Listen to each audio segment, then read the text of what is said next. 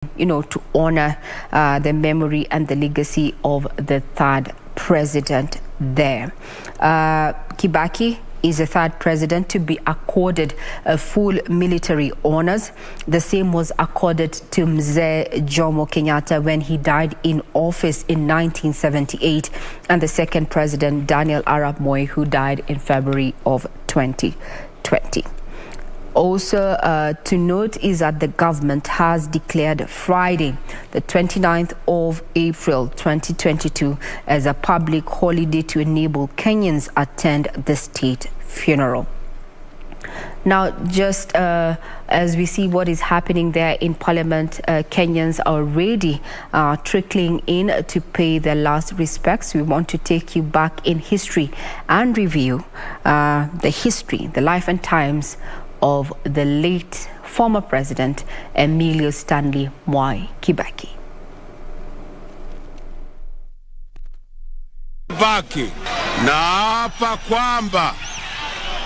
Emilio Stanley Mwai Kibaki was born on 15th November 1931 in Gatuyani village, Othaya, in present-day Nyeri County. Kibaki worked as a lecturer at Makerere University in Uganda.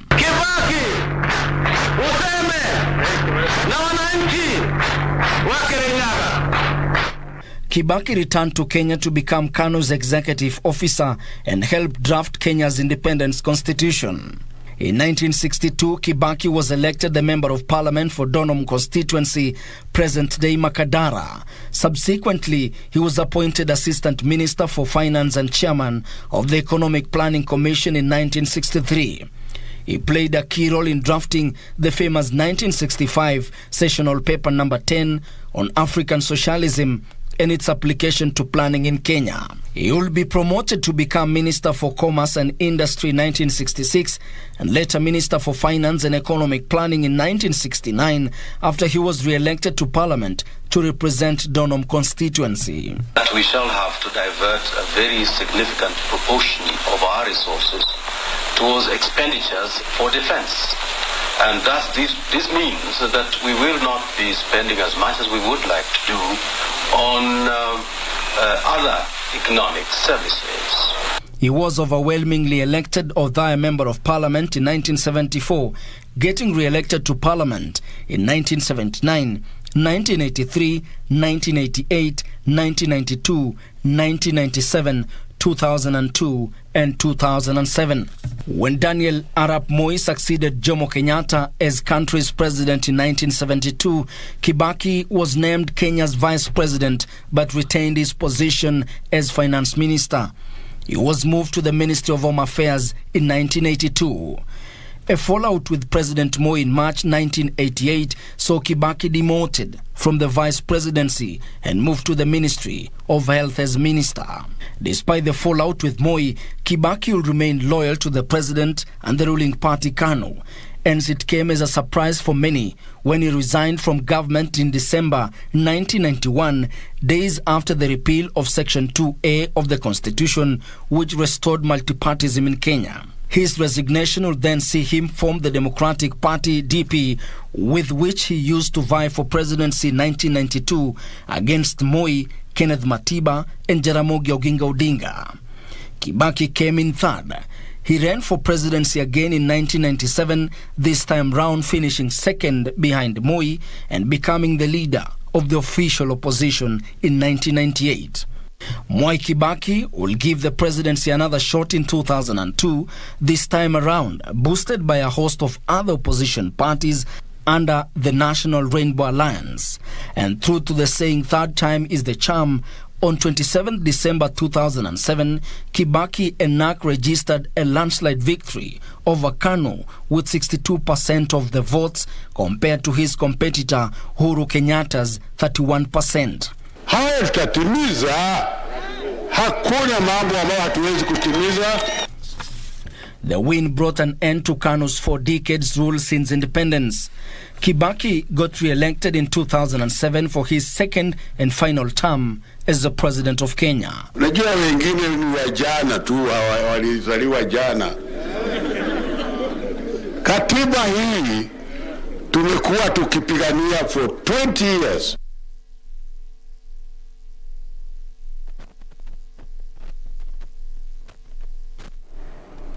Indeed, wengine walizaliwa jana. How do you remember the late former President Mwai Kibaki? We invite your views and you can talk to us on Twitter at KBC Channel 1. Now we also look at the times in as far as matters of the economy is concerned under Mwai Kibaki's tenure. He took up office in the year 2002-2003 when the economy was pegged at 700 billion shillings. When he left, his tenure ended in 2013. We had an economy of 1.3 trillion shillings. How did he manage and what did he focus on?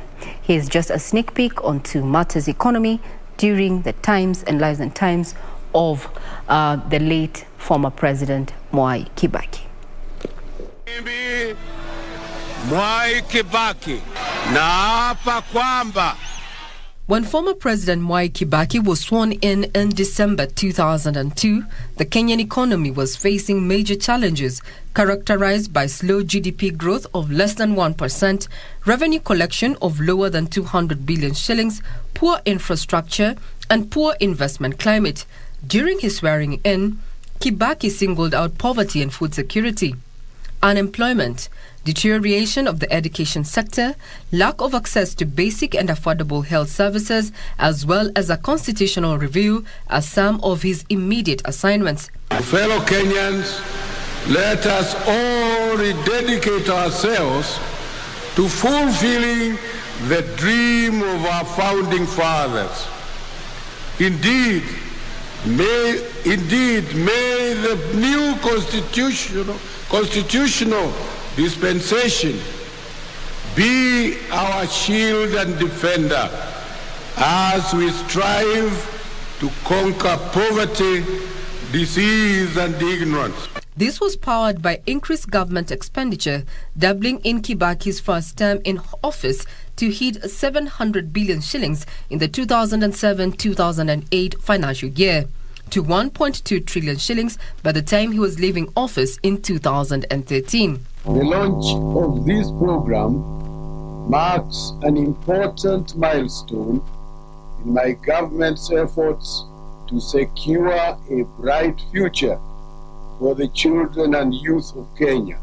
Free primary education was Kibaki's election promise in 2002, and he delivered with about 150,000 children returning to school in January 2003. In his last budget of 2013-2014, 288.5 billion shillings was set aside for roads, expanding generation capacity and access to electricity, modern national ICT infrastructure, and expansion of ports and rail facilities.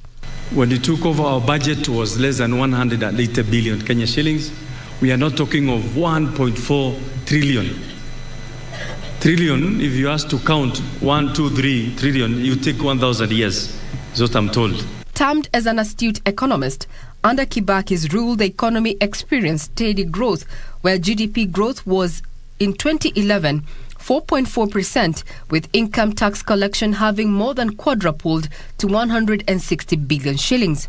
However, during his tenure, government's expenditure outpaced revenue collection.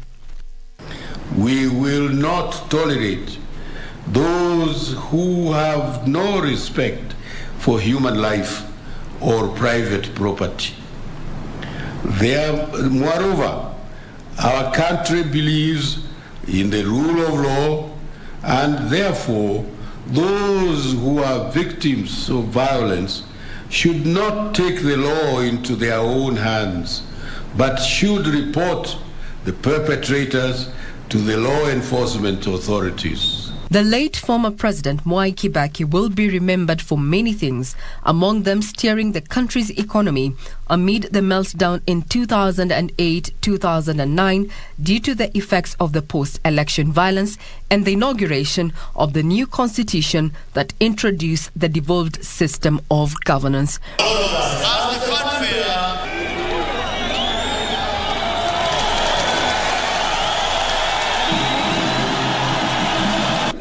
Katiba hii tumekuwa tukipigania for 20 years, miaka 20.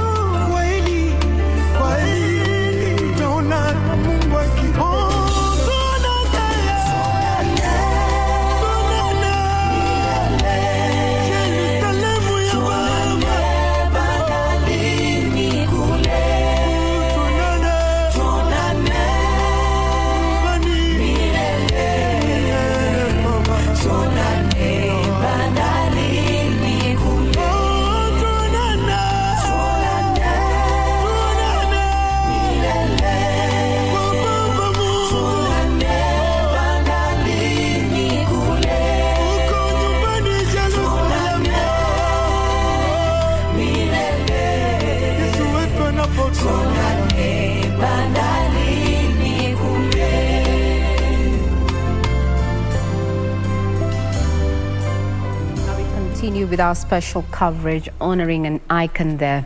And as we've asked you, what do you formally remember of the late former President Mwai Kibaki? Leaders from all elections have come out and paid tribute to the fallen president there in so many words. But what has come out that he was an astute leader who was focused on growing the economy so that you and I can have better living conditions. Now we have an exclusive interview there with Archbishop Anthony Muheri there, who fondly remembers Mwai Kibaki as an astute leader. Here it is. And yet with his wit, he has always held this country together. He never took something so seriously as to think that the world was coming to an end. He lightened the moment and always pushed us and pushed every Kenyan to look forward with hope to solutions even to the worst crisis that we as a country have always faced. He himself in his personal life, I recall too, he's a man of great patience. In the transitions that have happened in the government, when he took over and even after his second election, he always took it with style, with great statesmanship, with nobility, but again with a great sense of the value of the country, of the nation, and even with the various challenges that came, for example, after the 2007 post-election violence, he was willing to humbly seek a solution for the good of this nation. And he didn't think he was a loser or a gainer. He didn't count himself as having won, but counted that the nation won. And this we are greatly indebted. I say he was a man of great patience. My today memory, when I had decided to resign from the Judicial Service Commission, which I had the honor that he, undeserved honor, that he appointed me to this Judicial Service Commission, and had decided to resign. And I called if I could see him. And indeed, the next day I was told, yes, I could see him through his secretary to go to Harambee House to meet him. Unfortunately, as I was coming, there was a terrible jam in Pangani. And I called the office of the president, Harambee, and I said, then it was Professor Wanjohi, told him, sorry, I'm caught in this traffic, I can't make it. I said, don't worry, I've told the president, he'll wait for you, he'll delay his lunch. I kept him waiting, he was waiting for 1 entire hour. And when I came, of course, everyone was rushing me to the office. And I entered his office, he was calm. And I told him, I'm very sorry, I really apologize. He said, don't worry, just take a seat and let us talk. He didn't fire me for coming late. He didn't fire me from having waited for an entire hour. He's the president of this nation. Instead, he made me comfortable. And we spoke for an entire hour, which made him late for his lunch, where I explained to him why I had to make this decision. He took it very understanding. A man of patience, a man who is understanding, and that did not in any way mar our relation, as he would invite me for another moment in the discussions on things which he thought that I could make even my humble contribution. He had great respect for all church leaders. I want to single out especially our dear Cardinal, John Jue, many of the Catholic bishops, but he also had great relations with Archbishop Zimbi and other leaders from the Methodist Church, and even some of the Muslim leaders, religious leaders.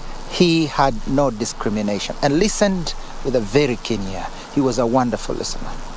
We lose a great statesman, but above all, we lose a father, a man who all these nations were both amused at when he made those jokes, but all of us admired and loved him as an elder and a father, because he came out as a man of equanimity, a man who was balanced in his character, in his statement, and in his leadership. We pray that God may give him a great reward for the services given to this nation. I'm sure also for the great services given to his family, to us also who in one way have had some relation with him, that the Lord may reward him with eternal happiness and give him great joy where he had always longed as a good Christian to be.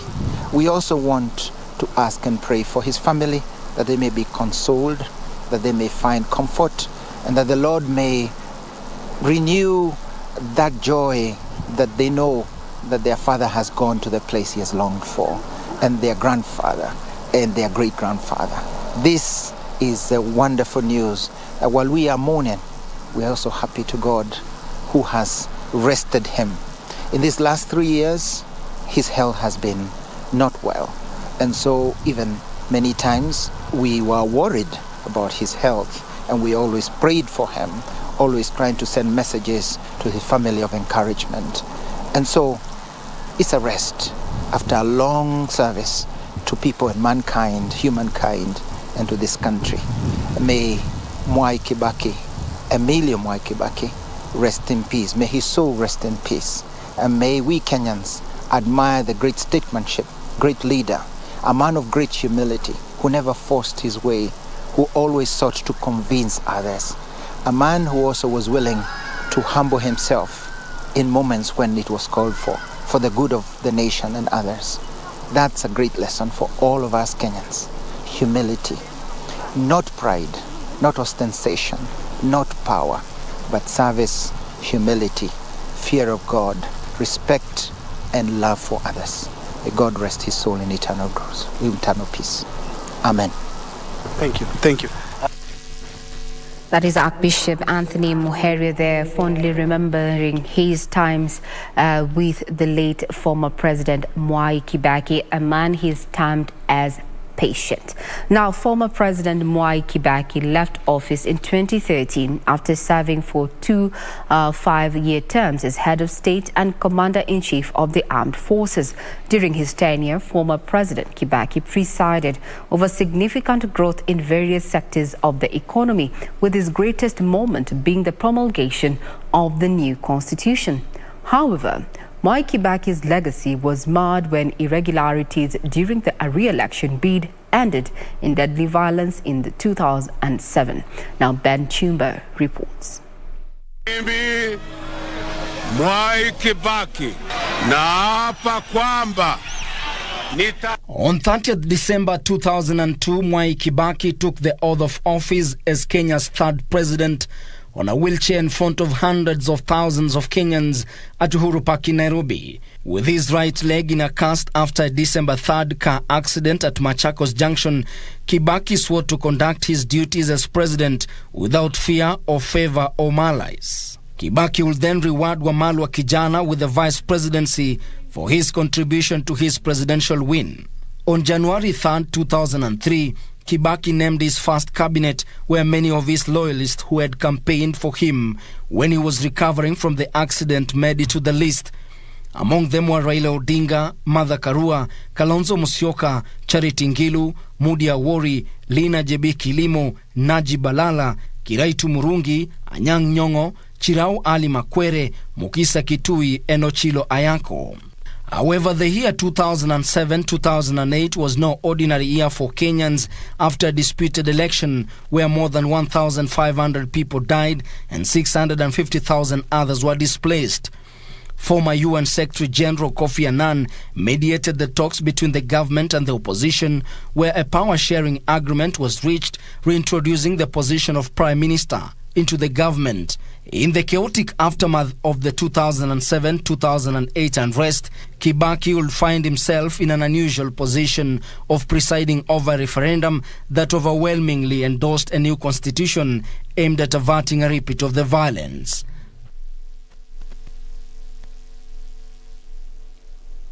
Now, former President Mwai Kibaki had a love for golf and served as patron of the Kenya Golf Union from 1978. It was during his presidency that reforms in the administration of the sport at government level were jump-started. Here's a sports viewpoint of the Kibaki presidency. It was in former President Mwai Kibaki's first cabinet that sports gained stature in government.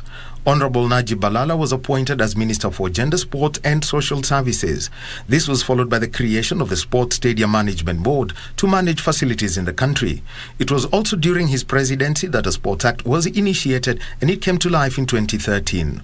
On the 5th of July 2003, the former president was at the stadium as Dennis Oliech scored the winning goal against Cape Verde to send the Harambee Stars to the 2004 Africa Cup of Nations. In 2007, Kenya successfully hosted the World Cross Country Championships in Mombasa as President Kibaki's first term came to a close. In 2010, he officially opened the African Senior Athletics Championships at the Nyayo National Stadium, where Kenya topped the medal table, scooping 25 medals, 10 of them being gold. In 2009, he got to meet the world record holder in the 100 meters Usain Bolt, who was in the country to adopt a cheetah. And he also received the FIFA World Cup trophy. From a family perspective, the former president's son Jimmy and his grandson Mwai Kibaki Jr. were ardent motocross riders and represented the country in different classes. From 1978, former President Kibaki served as patron of the Kenya Golf Union, and Muthaiga Golf Club was his favorite hangout. As president, he attended the Kenya Open Golf Championship event, with his last one in office taking place at the current country club in February of 2013. In 2018, he was among the 12 persons inducted into the Kenya Open Golf Limited Hall of Fame. In his honor, the Nyeri Club hosts the annual Kibaki Trophy tournament. The trophy was donated to the club in 1976 when the late Kibaki was Minister for Finance. To sportsmen, the legacy of the former president is a defined cash reward scheme for medalists at global events that has been retained to date. May his soul rest in eternal peace.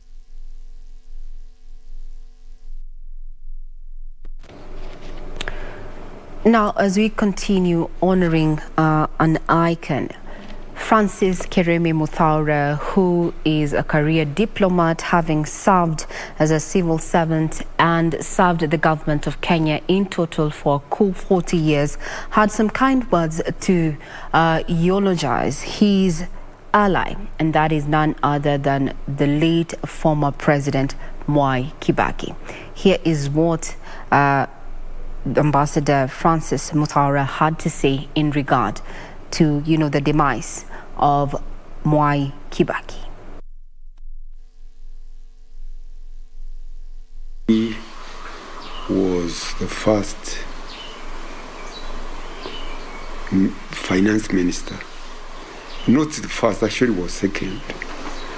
And he did a lot in terms of formulation of the Kenyan development strategy and the broad-based development of the country, allowing or encouraging private sector development in the country, and really supporting the other essential services in history, the history of this country. He delivered the second constitution of this country. He delivered the economic and the social, the Vision 2030 for this country. The Constitution really entrenched democracy, human rights. It entrenched freedoms of expression in this country, and brought about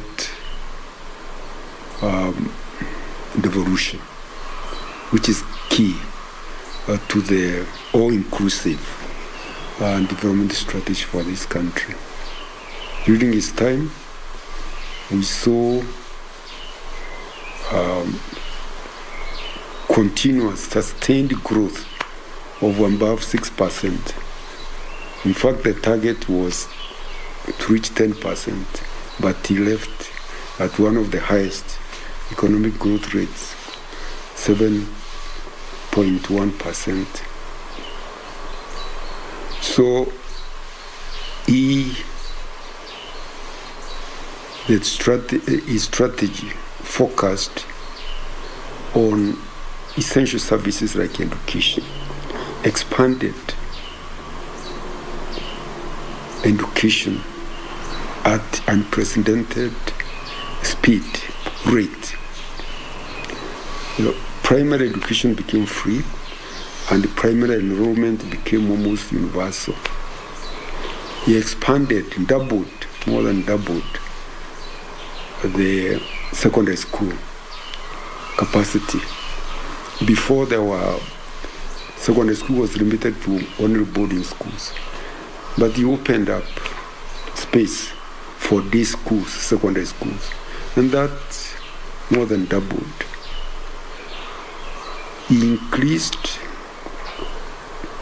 the universities from 6 to 22 universities. You remember, like during the referendum of 2005, government lost. At that time he was in Nyeri and I was here. I called him because I didn't sleep that night. Very early in the morning, where I waited up to 7. Then I called him.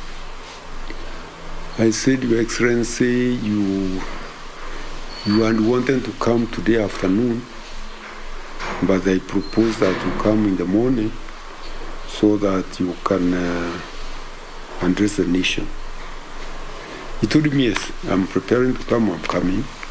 So you prepare as the speech, the speech draft. You normally prepare draft. Then I told him, Your Excellency, we are really shocked. You have done so much. The country, as we were doing the growth, everything was up in terms of performance. But how we lost the referendum, I could not understand. He told me, don't worry. Hiyo imeisha. He was never frightened or shocked. He told me, hayo yameisha. So we started another chapter. That was Kibaki. He came and, of course, addressed the nation and he gave at least assurance that the government has accepted the results and now we shall start preparing for what Kenyans want.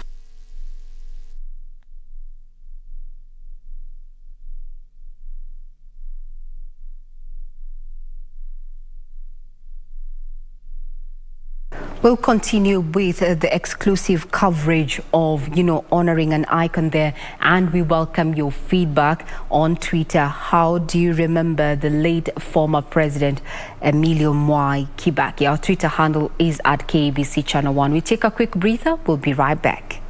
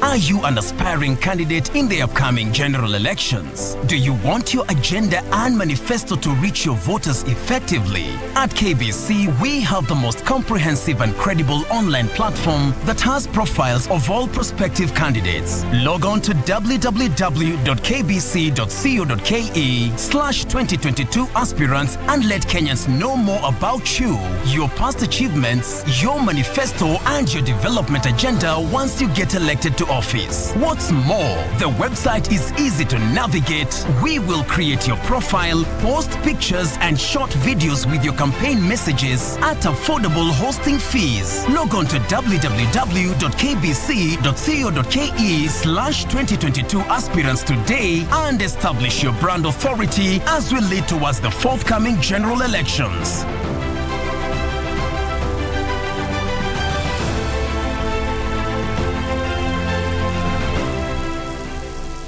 As campaign intensified for the upcoming general election, what does all this mean for you, the voter? What do the candidates have to offer? How prepared are agencies charged with the election process? Join John Kuria and Safina Chieng on Kenya Decides. This and every Tuesday from 10 p.m. on KBC Channel 1 as we unpack elections 2022 with a panel of various stakeholders. Make informed electoral decisions.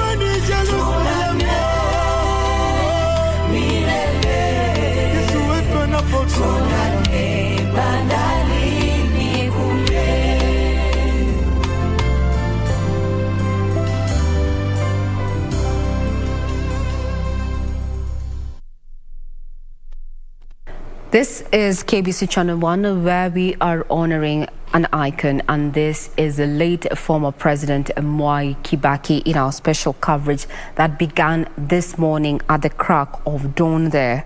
And now it is open to the public. That is the viewing of the body of the former president there that is lying in state for the next 3 days. From Parliament, you will be able to access where the special place where it's set for your viewing and also for you to pay your last respects. Remember this, the doors open at 9 a.m. beginning today all the way to Wednesday and close at 5 p.m.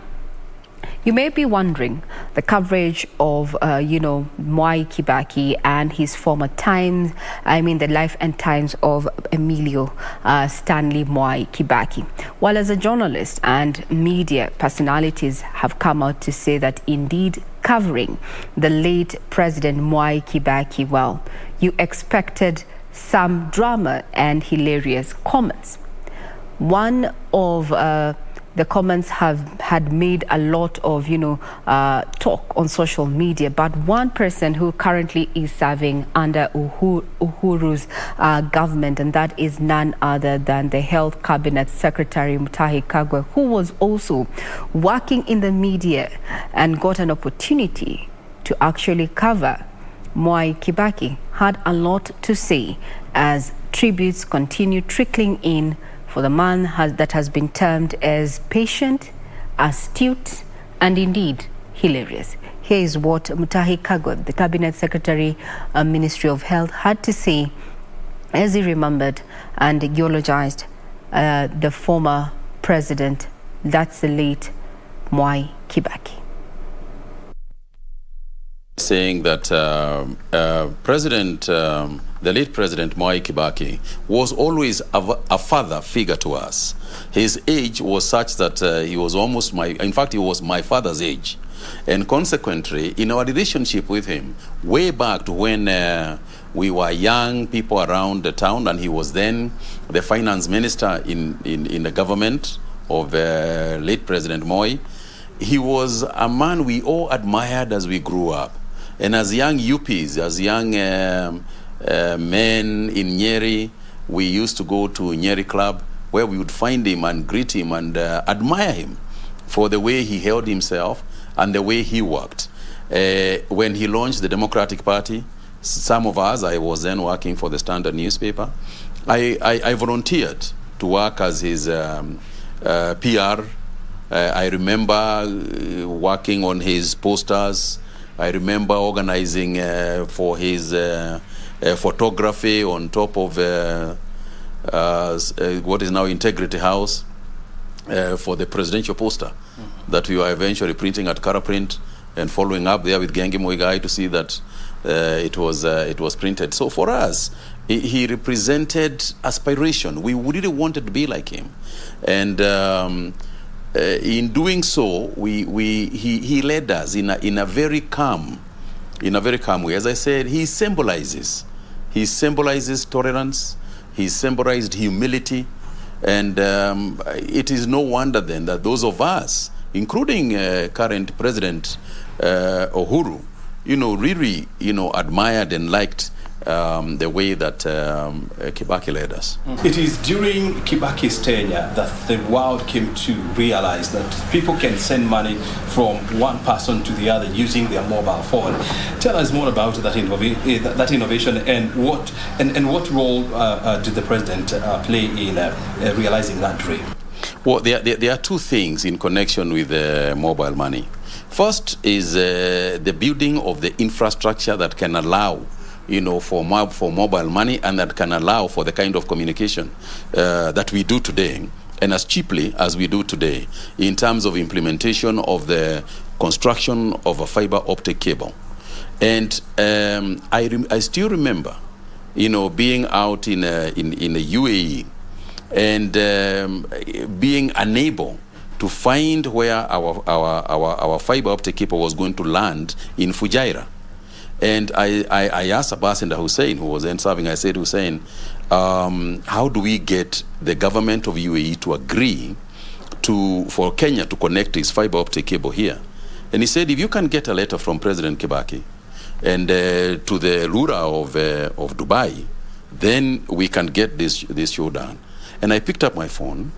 I telephoned Ipu, who was then serving as in President Kibaki's State House Comptroller, and I said to him, I need to talk to the president, because Kibaki did not carry a phone around with him. I need to talk to the president, and he said, okay, and he walked to his office, and he says, huko iko namna gani? And I said, hapa ni joto mzee, lakini iko joto ingine nataka usaidizi. And I explained to him that I needed a letter from him. And he said, that letter, nani atalete? So I explained to him that, PS Bitange Demo was going to pick up the letter from him and bring it to Fujairah.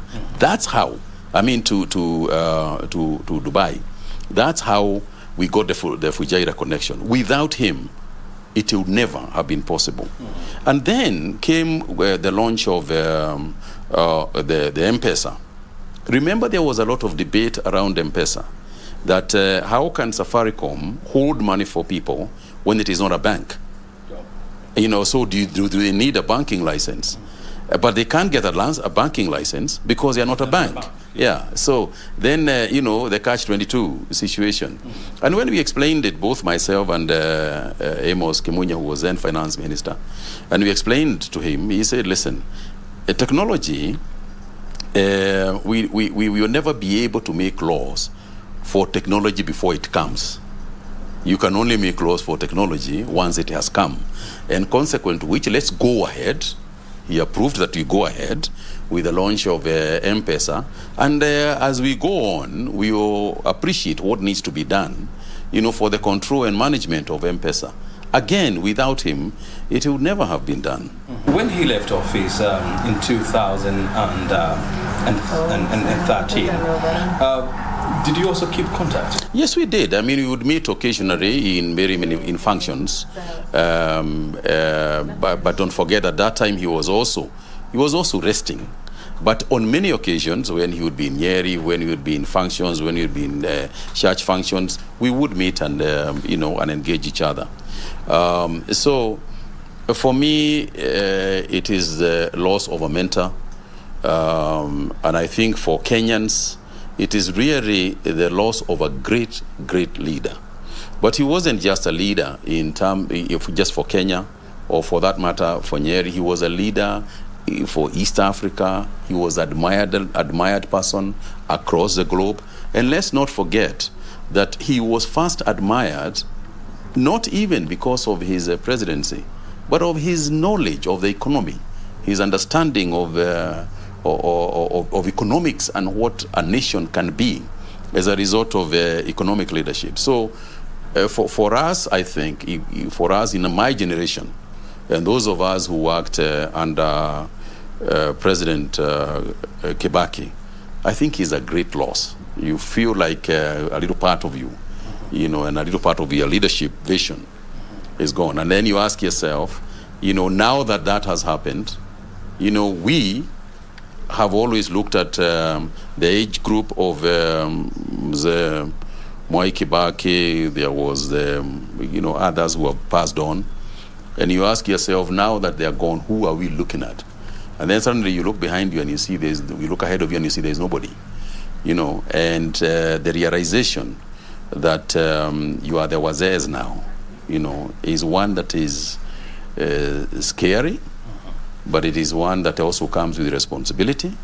And for us to emulate and lead in a manner that was set for us as a standard, as a yardstick on which we must all reach. If you were to describe the late president in one or two words, how would you describe him? A humble man of God. He was not a priest. He was not a preacher, but he was a humble man of God. What are you going to miss about the late president? I think just the knowledge that he's not around, that you can say, at a personal level, for example, I can't call Jimmy or Judy and say, hey, we want to go and see Mzee. The fact that you can't do that is sad. It's really sad. Mm-hmm. Yeah. And I really want to, just wish the members of his family who I know well, I really wish them well, and I hope that God gives them strength to overcome this very sad period.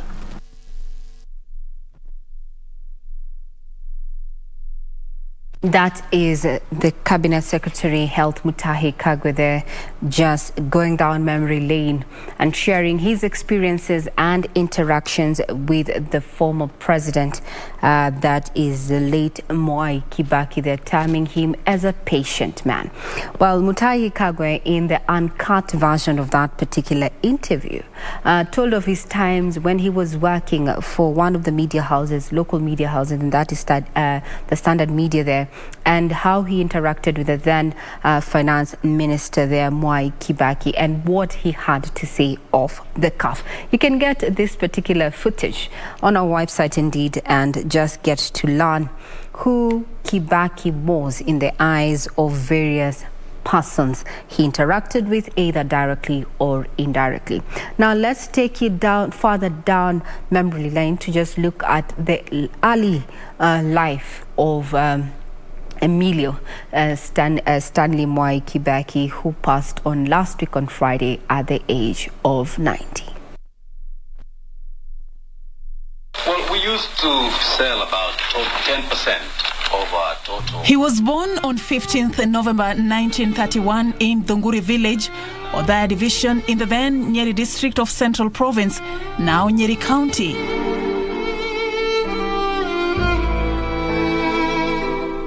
His parents, Kibaki Gavanji and Teresia Wanjiku, were peasant farmers. Even though he was baptized as Emilio Stanley by Italian missionaries in his youth, he has always been known as Mwai Kibaki.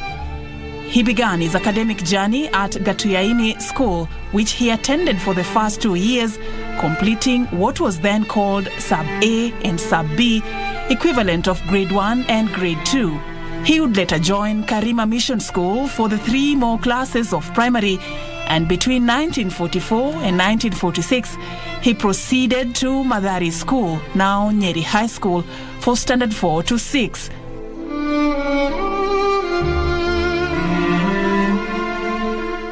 Aside from his academic prowess, he acquired skills in carpentry, masonry, and agriculture. He joined Mangu High School in 1947 and passed his O-level examination with a maximum of 6 points in 1950. In his final year in Mangu, Kibaki considered becoming a soldier, perhaps inspired by the veterans of the First and Second World Wars in his native village. He, however, opted to shelve his ambition and instead joined Makerere University in Kampala, Uganda, to study economics, history, and political science. His academic brilliance saw him graduate best in his class in 1955 with a first-class honors degree in economics. After his graduation, he took up an appointment as Assistant Sales Manager, Shell Company of East Africa, Uganda Division. It was while working there that he earned a scholarship to pursue a postgraduate studies in any British university.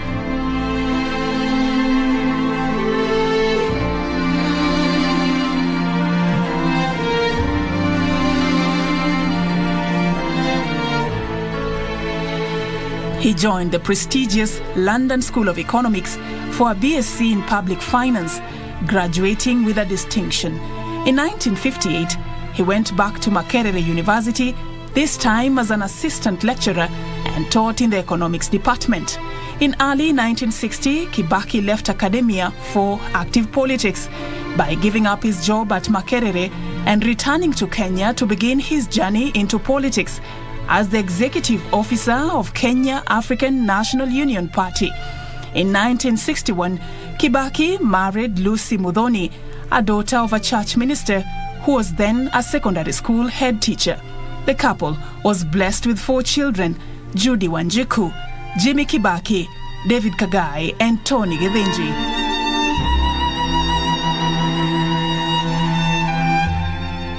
Lucy, however, died on 26th of April 2016 at 80 years at Boma Cromwell Hospital in London after a brief hospitalization at the Nairobi Hospital for chest pains.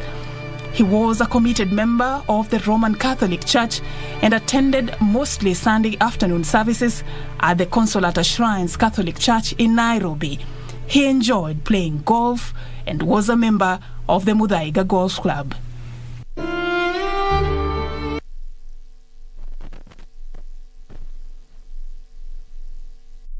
Final rights begin at Parliament, where he served for 50 years. Parliament is open beginning today from 9 a.m. all the way to 5 p.m. to give you an opportunity to pay your last respects. Our team is down at Parliament. That is Beatrice and Isaac Lemoka there. Kindly bring us up to speed with the activities happening down there. Good afternoon, Beatrice and Isaac Lemoka.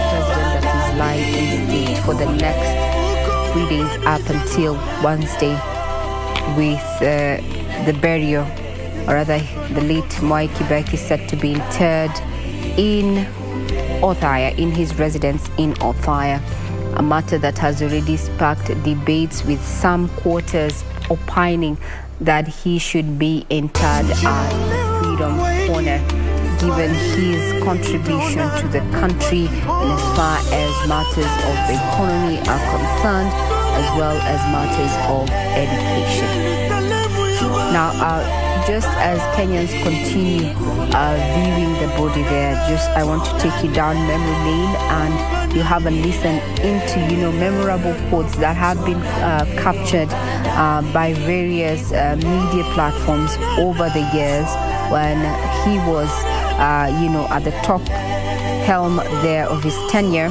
And one of them happens to be immediately he took up office in December of 2002.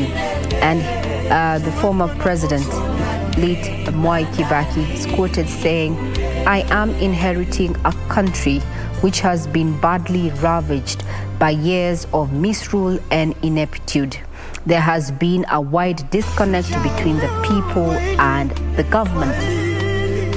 Further on, in 2010, when Kenya adopted a new constitution, he is quoted saying that with that constitution, we further secured human rights and civil liberties of our citizens and entrenched constitutional governance and justice.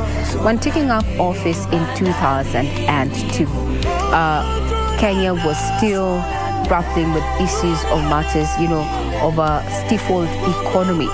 But by the end of 2007-2008, we were talking about an economy capped, or rather pegged at 700 billion shillings.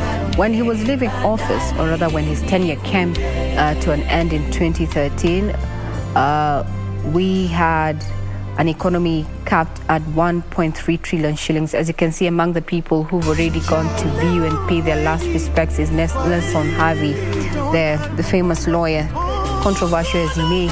Well, he's one of the Kenyans that we have just seen there on screen paying his last respects to the late former President Mwai Kibaki. Remember, this is open to you and I.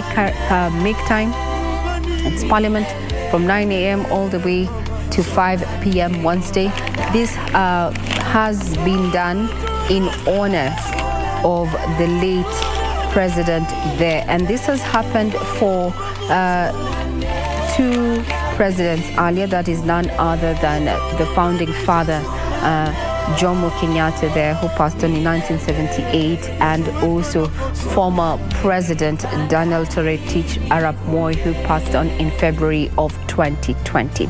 Friday has also been declared as a public holiday, to give you just time to also, if you're planning to attend the burial, but we expect that this particular burial is going to be televised, yes, but only, I think, invited guests are going to be allowed at his Othaya residence, according to the chair of the committee that is handling burial and funeral arrangements. That is none other than Interior Cabinet Secretary Fred Matiang'i there, that this is going to be taking place at Othaya, his residence in Othaya. There's been quite talk to also have him interred at the Heroes Corner in Uhuru Gardens there, but as is an information that we have and can be confirmed is that the late and former President Mwai Kibaki is going to be interred at his Othaya residence. We've been asking you what you fondly remember of Kibaki's tenure, and allow me to sample but a few comments that we have been receiving on our various social media platforms, including Twitter at KBC Channel 1. And let me see what you have said there. I'm trying to get that. But what has come out even from what we have already recorded earlier is that Kibaki is remembered as an astute leader, one who was focused on reviving Kenya's economy and was steering the country during the global meltdown in 2007-2008, as well as the post-election violence. It is also during his tenure that we promulgated the new constitution, and it coming into effect and changing, and now having the devolved system of governance that we enjoy to date. So much has been said, and there's an observation here by a tweet here, which is an observation, is that currently there is no road in the country named after Mwai Kibaki, and there is also no national public institution named after Mwai Kibaki. These are some of the views that have been expressed on the social media platform. You can also send in your thoughts in regard to, Kibaki and his tenure at a time when not just the country but also our neighboring countries, we've had leaders come out to remember and eulogize the president as someone who was cordial and bent on transforming the country. There, he passed on at the age of 90, and he has been quite an astute person in as far as matters of politics are concerned. Remember, if you go down in history, you look at the role that Mwai Kibaki has played not only in reviving Kenya's economy as president, but also he played a role in matters of finance in previous governments before he took up office. So we're going to be keeping tabs on that as we continue welcoming your views in regard to the special coverage that began this morning and is going to trickle down all the way to the 3 days up until we televise and broadcast the final journey of his resting place in Othaya. Now, famous quotes, or rather memorable quotes from Mwai Kibaki include one that he made. The era of roadside decisions, declarations have gone. My government's decisions will be glued by teamwork and consultations. That is one of the memorable quotes from the late Mwai Kibaki there, who served in Parliament for up to 50 years. And now the final rites have begun in Parliament and are open to members of the public. Those are pictures live where our crew is monitoring what is going on. It's quite less than 5 minutes. It's a process that you can get into and finish in under 5 minutes. So if you're around the Central Business District, remember you can do so, and you can quite visit this particular place, the Parliament, that is the Parliament buildings where the body of the late President Mwai Kibaki is lying in state for the next 3 days up until Wednesday. You can pay your last respects, yes, as many times as you can. It is not limited to how many times you can go pay your last respects there to Mwai Kibaki. So if you want to do it all the 3 days that is going to be open, well, indeed, it is open there.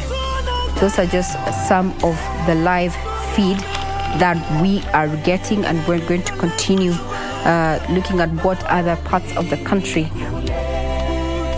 what is happening in other parts of the country as we mourn the former president there, Mwai Kibaki. Other leaders have also come out. To eulogize the late president, with Deputy President William Ruto there, calling off all his campaign engagements for the next 3 days in respect to the late president. Then also we have opposition leader Raila Odinga, who served as Prime Minister in Kibaki's second-term government, went further to eulogize him as a statesman who had the interest of the country at heart. Unconfirmed reports indicate that Raila Odinga might have cut short his US tour in respect to the late president, and will be in the country sooner than expected there. Other leaders who have also eulogized the late Kibaki include Wiper leader Kalonzo Musyoka, who was vice president during the shared government.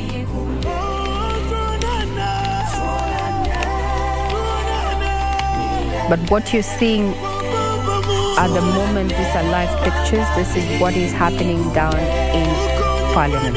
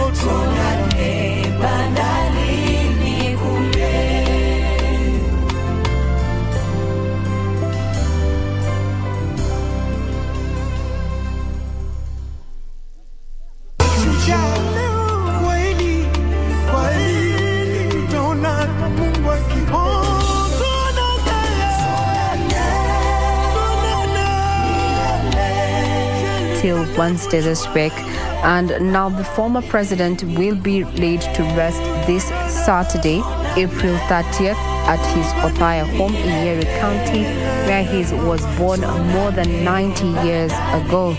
Now, according to the committee, a state funeral service will be held this Friday at the Nyayo Stadium, Nairobi. And it will be open to members of public. Remember, the government has set aside that day as a national day to allow you to attend this state funeral service. Now, according to the chair of the committee that is working on the state funeral, the late President Mwai Kibaki, that is none other than Interior Cabinet Secretary Dr. Fred Matiang'i, indicated that the condolences book will be available for signing in Parliament this afternoon. So if you're heading there, you will have a chance to sign the condolence book. Now, we understand that we have Lemoka on ground to just bring us up to speed with what is happening. We have been seeing the live pictures. What are the latest developments, Isaac Lemoka? Any notable figures that you have seen in this afternoon session now that it is open to the public? Lemoka, good afternoon.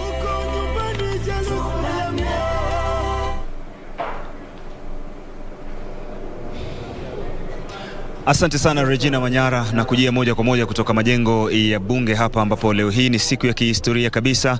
Hayati Rais Mwai Kibaki amelazwa hapa katika majengo ya bunge, na imetolewa fursa kabambe sana kwa wananchi wa Kenya kuweza kuja na kumpa heshima zake za mwisho na kutizama mwili wake. Karibu sana katika matangazo haya ya moja kwa moja. Nitakuwa nazungumza na baadhi ya Wakenya tuweze kupata tu maoni yao kuhusiana na uongozi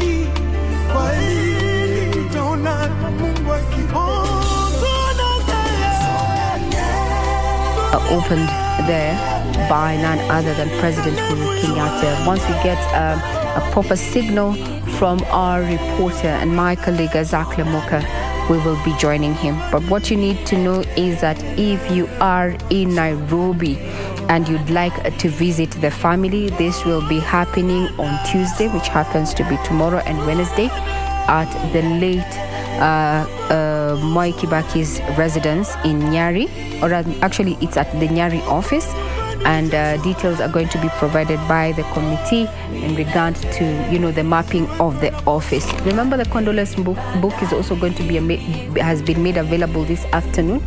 You can sign the condolence book there in Parliament.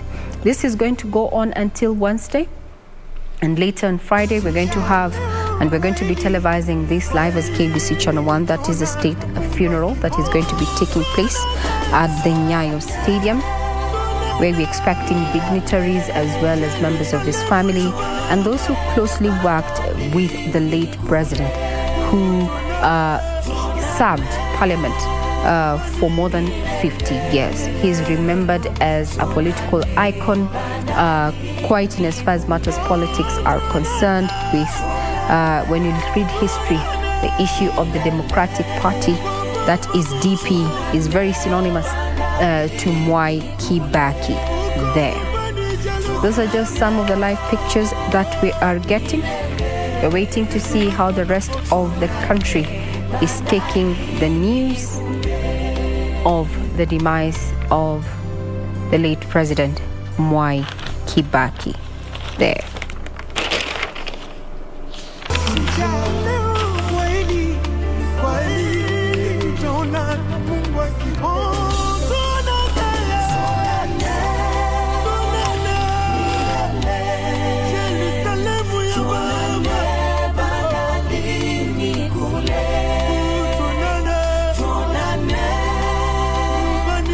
What you'd also want to remember is that his remarks often, made things either comical, hilarious as that, but they still ring a bell. One of them has been quoted in one of the dailies there in 2007 when he warned campaigners or campaign hecklers who used to disrupt his rallies.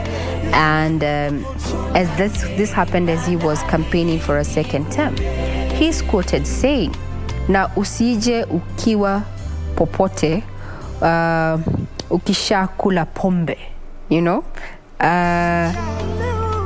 just warning these hecklers that if they wanted to heckle him down, they needed to be sober fast.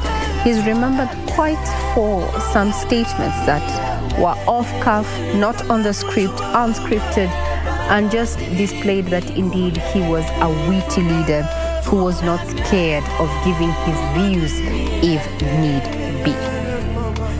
Then he also has been termed as a person who loathed indiscipline among teachers, and he warned the Ministry of Education for laxity on teachers' discipline. And he's quoted saying, "You're letting discipline go down, allowing some teachers to drink too much." Oh yes. When we see so many drunkard teachers in so many schools, I'm telling you, you are educating our own nation by mistake. Remember, he's also remembered for keeping his 2002 promise for free primary education that he saw through and such after taking office in 2002 December. In January of 2003, over 150,000 students were beneficiaries of free primary education, and later it would follow free secondary education. His government has also been linked to focus on matters health, education, and infrastructure, and much credit goes to the late President Mwai Kibaki for the thicker superhighway, as well as having the standard gauge railway dubbed Madaraka Express, which was inherently part of his vision board and vision for Vision 2030 there. Now that it was operationalized, those are some of his achievements in as far as infrastructure is concerned.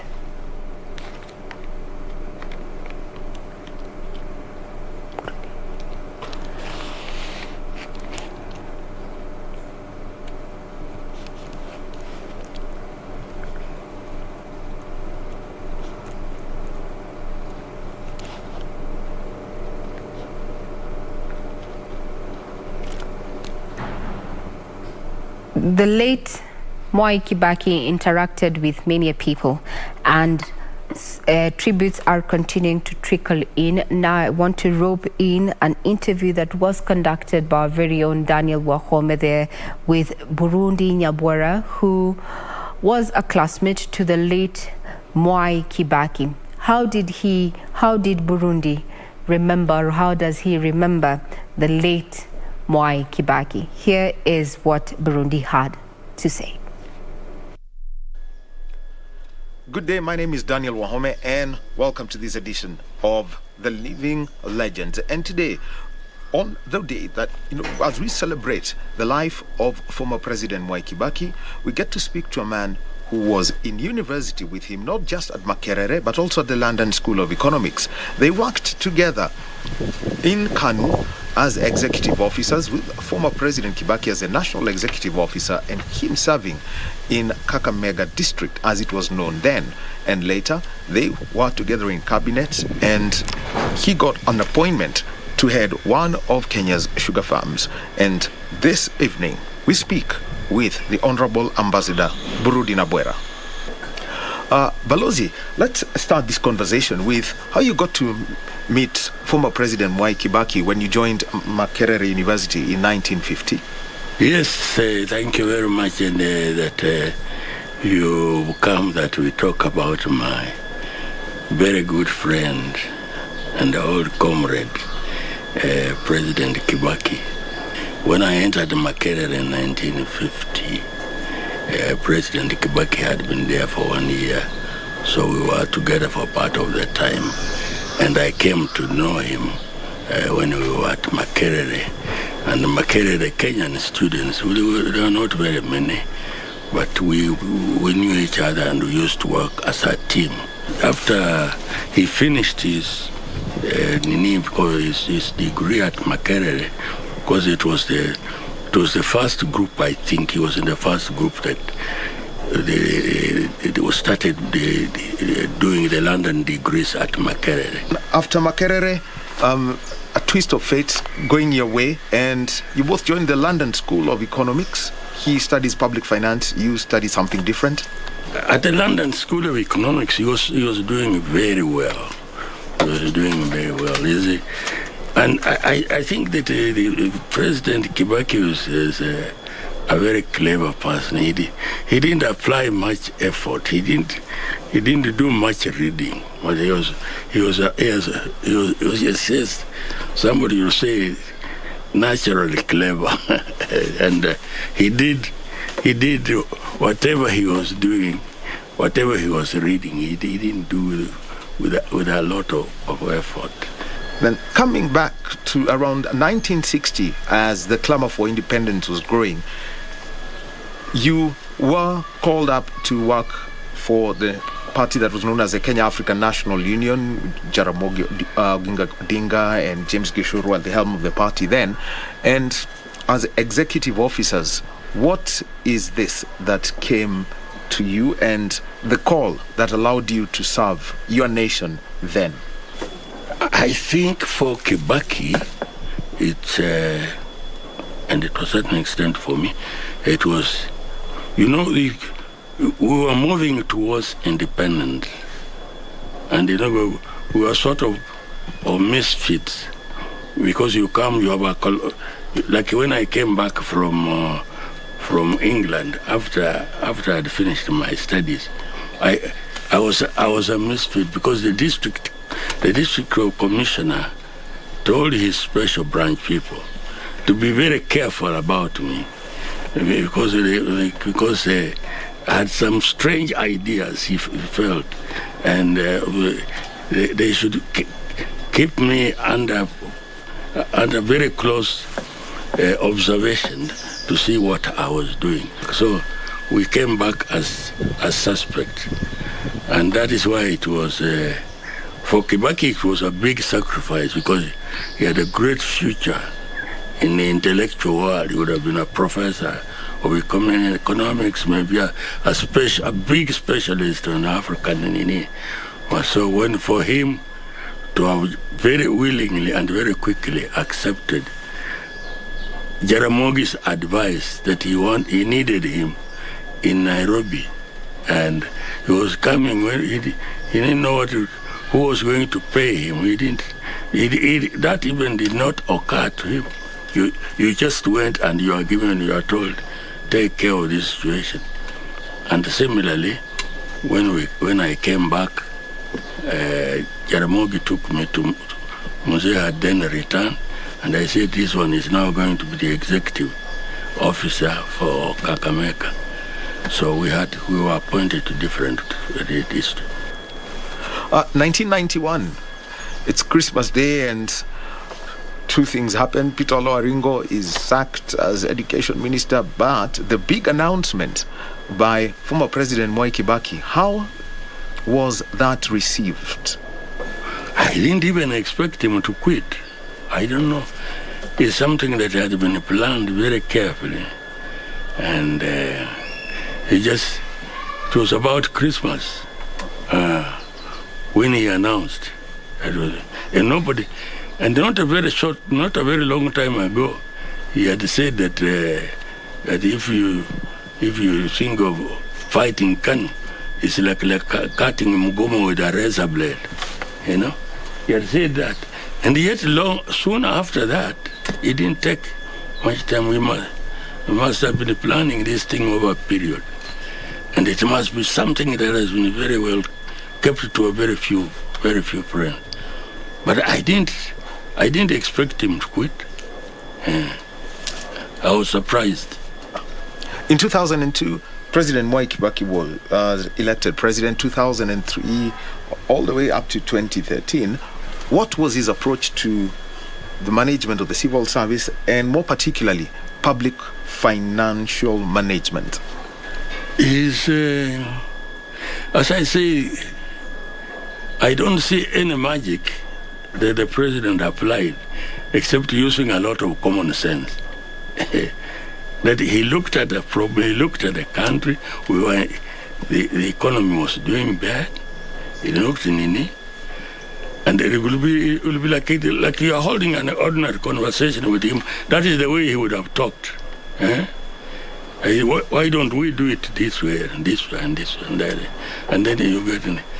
And as I say, as I was trying to explain to you in the house, that he found that the economy was in bad shape, and he found that we were spending much more than we were earning.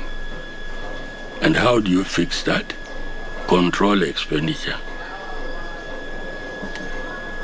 And how do you help the government companies that have collapsed? See how they can internally generate money to be revived on their own. And for the sugar industry, this is what he did.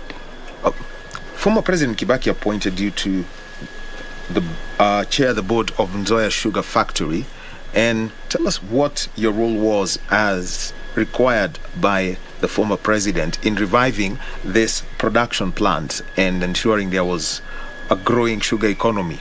Well, Kibaki, looking at what had happened in 1980, I think, for the sugar industry, he found that it was a very easy matter.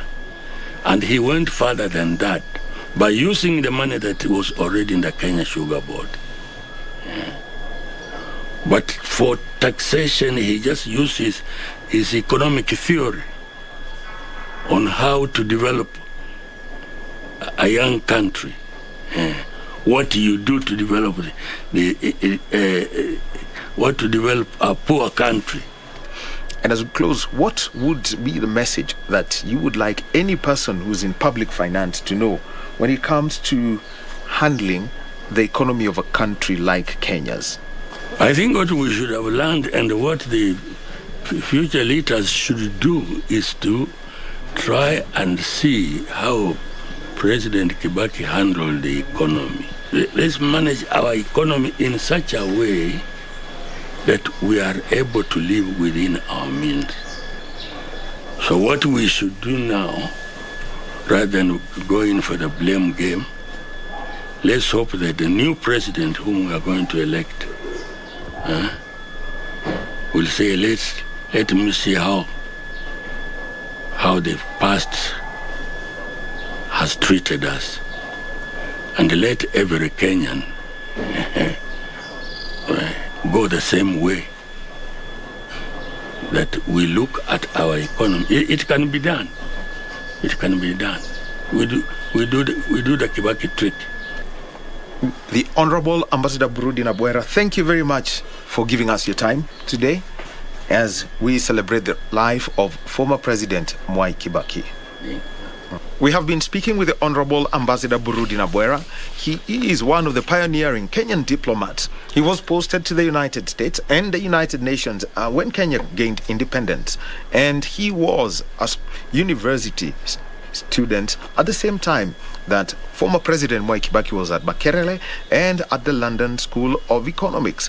They worked together in public service, in government, and made sure that this country grew. As we celebrate the life of former President Mwai Kibaki, we would also like to thank the Honorable Ambassador Burudi Nabwera for giving us our insights into the late Mwai Kibaki. My name is Daniel Wahome, and thank you for joining us on The Living Legends.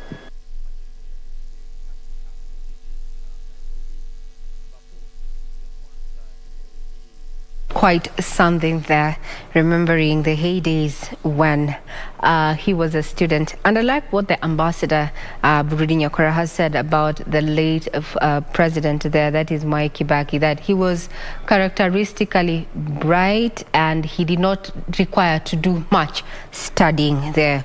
Well, as you can see what he did with the economy when he took up office, well, we can say indeed he was a bright mind. Now we have our reporter back online, that is Isaac Lemoka, who is down in Parliament. Good afternoon, Isaac Lemoka. What is the atmosphere like in Parliament this afternoon?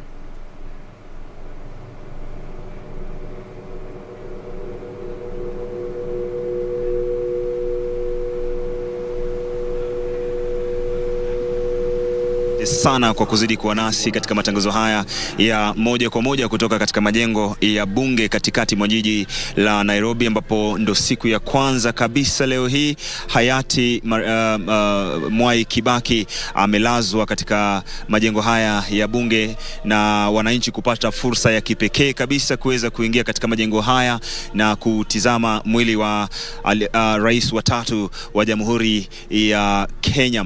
Na shughuli ambayo inafanyika kwa sasa ni bado raia wanapewa fursa ya kuweza kutazama mwili wa rais hayati mwenda zake Mwai Kibaki. Na kama unasikiliza katika background yangu ni kwamba State House Choir ndio wanawajibika katika kuweza kutoa matumbuizo ama kutumbuiza na kuimba nyimbo ambazo zinaonekana kumsindikiza hayati mwenda zake Kibaki. Na shughuli hii yote basi inatekelezwa na jeshi. Kuna utaratibu ambao upo hapa kwa wale ambao wangependa kuutizama mwili wa mwenda zake Mwai Kibaki, raia na jeshi ndo wanachukua mahala pao, jeshi ndo wanashughulikia shughuli nzima kabisa. Lakini hata hivyo pia bado kuna baadhi ya viongozi ambao walikuwa wamefika hapa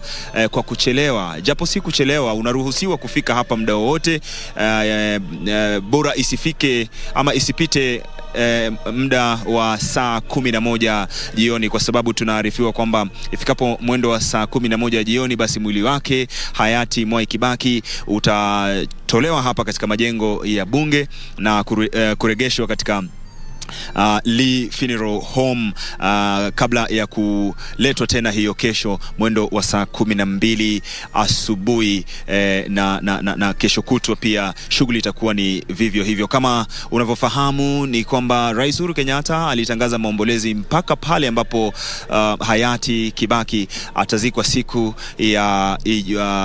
ya Jumamosi. Na kwa sasa bendera zote za Kenya, taifa la Kenya, katika kila pembe katika taifa taifa la Kenya zinapepea nusu mlingoti. Atakumbuka kwamba hayati Rais Mwai Kibaki ndo alikuwa makamu wa rais wa 4 wa taifa la Kenya, na amepongezwa sana, amekuwa na sifa sufufu kwa kuleta maendeleo kadha wa kadha katika taifa la Kenya. Itakumbukwa pia mwaka 1991 kunradhi, wakati taifa lilikuwa ni taifa la chama moja, alikuwa ni mfuasi mkubwa sana wa kupinga taifa lisiwe taifa la vyama vingi, lakini akaja akabadilisha mawazo yake wakati kipengee cha 2A kilipoondolewa na taifa la Kenya likaruhusiwa kuwa na vyama tanzu, vyama vingi sana vya kisiasa.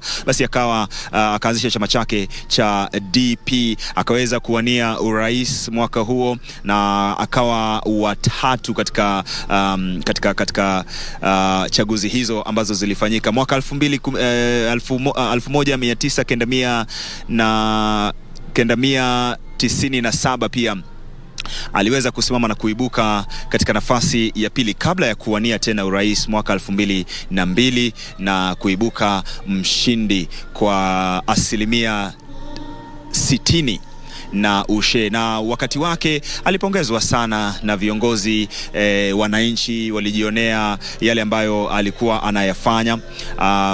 Akaleta free primary education, tukaona miundo misingi, akapongezwa sana pia katika kukuza uchumi wa taifa la Kenya. Aliukuza uchumi kama Beatrice alivyokueleza hapo awali, kutoka 2% hadi uchumi wa Kenya ukakuwa hadi 7%. Na ni mengi tu mazuri ambayo aliweza kuyafanya Rais Mwai Kibaki, ukiachana kando na yale ambayo labda tunasema ni mapungufu yake. Utakumbuka mwaka 2007 kulikuwa na utovu wa amani, na Rais Mwai Kibaki akaweza kusimama vizuri na kusimama kistedi na kuweza kufanya mambo kuwa mazuri. Alitueleza Sakaja kwamba Rais Kibaki pia alifanya handshake ya kwanza kwa kuweza kukubali kujumuisha pia upinzani katika serikali yake. Akaweza kuwateua mawaziri kutoka upinzani na wakafanya kazi pamoja. Hivyo basi leo hii ndo siku ya kwanza kabisa ambapo taifa kwa jumla linamenzi, linampatia heshima yake ya mwisho katika majengo ya bunge, na wote ambao wangependa kufika katika majengo ya bunge ni fursa nzuri sana ya kuweza kufika hapa na kumpatia rais mwenda zake hayati Mwai Kibaki heshima zake za mwisho kuanzia hii leo, hiyo kesho kuanzia saa 12 mwili wake utaletwa hapa, alafu raia ama wa Kenya wataweza kutazama mwili wake kuanzia saa 2 mpaka saa 11 jioni. Na vivyo hivyo pia itafanyika siku ya Jumatano kabla ya kwenda kupumzishwa, tukingojea na tukisubiri misa ya wafu itakayoongozwa na kanisa Katoliki siku ya Ijumaa katika uwanja wa Nyayo hapa jijini Nairobi. Kisha baadaye siku itakayofuatia, siku ya Jumamosi tarehe 30, ndo mwili wake utasindikizwa kwenda kuzikwa huko Nyeri katika eneo la Othaya. Na sisi bado basi tuko hapa, tutakuwa tunakupatia picha kamili ya jinsi mambo yalivyo. Tazungumza pia na Wakenya wa tabaka mbalimbali kuweza kupata kauli zao kuhusiana na rais wa 3 wa taifa la Kenya hayati Mwai Kibaki. Shukrani sana, zidi kuwa nasi, zidi kutizama KBC Channel 1, tufuatilie kwenye mitandao ya kijamii Facebook, Twitter, YouTube na kwingineko kote. Alafu tutakuwa tunakujia na kupatia taarifa kamili katika midaa ya saa 1 na saa 3 kutoka katika majengo ya bunge. Mimi ni Isaac Lemoka. Nzangu Isaac Lemoka kwa hayo. We're going to be keeping tabs on what is happening in Parliament as well as various parts of the country as President Uhuru Kenyatta officially opens, the lying-in state ceremony, so to speak. And this is going to be happening for the next 3 days, beginning today, which is the 25th of April 2022, all the way to the 27th.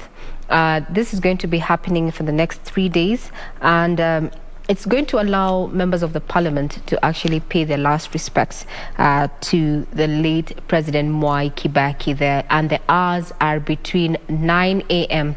and 5 p.m. However, the body or the cortege will be leaving the parliament buildings back to the Lee Funeral Home and moved each and every morning for the next 3 days or so to allow this to happen. Now, if we can take you down further memory lane and look at, past state funerals in Kenya.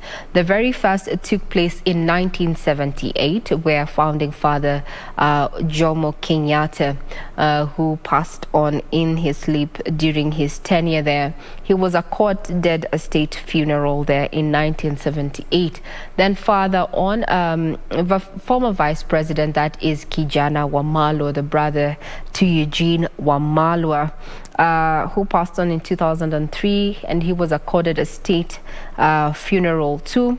We also had Nobel Prize laureate Wangari Maathai, who passed on in 2011 and consequently was also accorded a state funeral there. And we have the former First Lady Lucy Kibaki, who passed on in 2016. And this is actually the late president's wife there, who was also accorded a state funeral. Earlier on in 2020, not too long, we had former President Daniel Arap Moi also, who passed on in 2020, being accorded a state funeral. Now, a state funeral happens in 3 phases, so to speak, or constitutes 3 particular processes, and one of them is the lying-in state. In this particular case, where we are keenly broadcasting and honoring an icon there that is the late former President Mwai Kibaki, is going to be happening for the next 3 days. That is Monday through Wednesday, that the dates 25th, 26th and 27th, and this is to allow for the public an opportunity to view the body and also pay their last respects. On Friday, the national state funeral service is going to be taking place, and this is going to be happening at the Nyayo Stadium, where we're expecting not only the head of state to attend, but also who served those diplomats, as well as leaders drawn from across the globe, Africa, as well as farther on, coming in to eulogize and celebrate the life that Mwai Kibaki lived there. This is going to be happening on Friday, and this is also going to include, this particular national state funeral service is going to include full military honors and protocols for head of state. And in this one, we're going to be seeing a similarity with what happened in the national state funeral service held for the late former President Daniel Arap Moi in 2020, where we're going to have a 19-gun salute there. Then also the last part, or rather what constitutes a national or rather state funeral, is now the last part being the final rites. We understand from the chair of the committee, that is none other than Interior Cabinet Secretary Dr. Fred Matiang'i there, that he is to be interred. That is the former late President Mwai Kibaki will be interred in Othaya, in his residence there. However, if you cannot make it to attend this and you want to pay your last respects, that also been confirmed that those who are around Nyari, you can go and sign your condolence book there in his office there. It is open for your signing, as well as, another has been made available at Parliament this afternoon. These are just some of the pictures on the side that you get to see, that various Kenyans just coming in to pay their last respects to a president who has been termed as, a game changer in as far as the economy is concerned. And on social media platforms, there are questions that abound following actually the announcement of his passing. And Kenyans were like, if only he was young enough to actually run for office once again. A majority of Kenyans said that they would not hesitate to actually vote Mwai Kibaki back in, if only he was eligible and alive. So on Saturday, a memorial service will be held at the Othaya Stadium, and thereafter Kibaki will be interred in his Nyari home. However, on Friday has been declared as a national holiday, and this was going to be taking place after 3 days of lying in state. We are going to have the military carriage and the state funeral procession that will make its way from State House to the Nyayo Stadium for the national state funeral. We expect dignitaries as well as members of his family to be present. We had asked you earlier on as we started this particular coverage, what do you remember Mwai Kibaki for? What do you remember Mwai Kibaki for? If you can allow me to just sample some of the feedback that we have received from our various social media platforms. We are on Twitter as well as Facebook there. Let me start off with those who are on Facebook and what they are saying in regard to our current coverage. Remember, this particular coverage came to you as early as this morning at 6 a.m. Where we're talking to various leaders and who gave us their opinion of, Kibaki's tenure when he was alive and how they knew him, even in person. One quoted there was Francis Atwoli, who came out to say, we knew when it comes to matters of economics, this is someone we looked out for. So we have Milton M. Milton. He is questioning kwani hakuwa na ubaya, tunamsifu sana kwa mazuri aliyofanya, lakini ni kweli hatutasahau mazuri aliyofanya. At times when you say that when someone is not here or not alive to actually receive the accolades, that you're supposed to give the acknowledgements and the accolades to a person when they are alive. But tributes continue trickling in, and a majority of Kenyans coming and saying that under his tenure, in his 2 terms, the economy grew, which is true. When he took up office, Kenya was struggling to remain afloat, and by 2007, the end of his first term, we had an economy pegged at around 700 billion shillings, but later in 2013, the economy was pegged at 1.3 trillion shillings.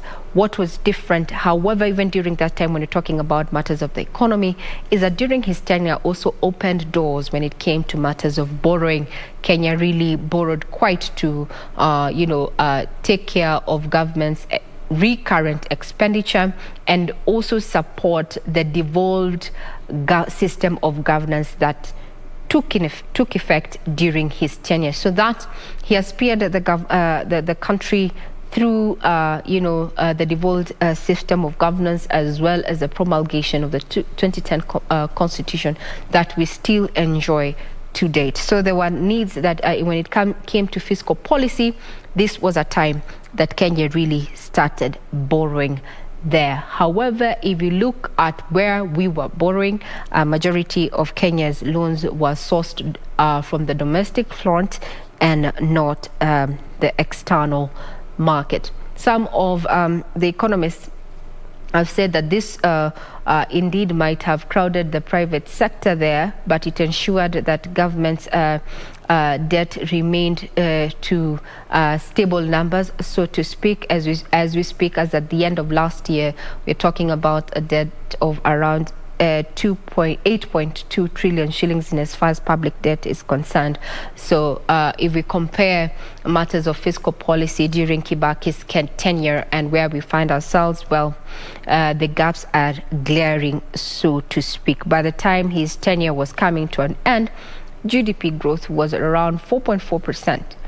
immediately after taking office there, and it grew exponentially there with a keen focus on matters of infrastructure, where we saw the Thika Road superhighway that is still in use to date come to life. We also have to look at matters, of focusing on matters of electricity connection and also generation of power, matters of education, with him keeping a promise of having free primary education achievable. He made this promise as an election, or rather as a campaign promise, and he saw it through, with numbers indicating that after 2002, when he was sworn into office in December of 2002, in January of 2003, at least 150,000 students accessed schools under the free primary education. We'll continue keeping tabs on what is happening across the country in regard to, the matter at hand right now. 3 days that have been set aside by the government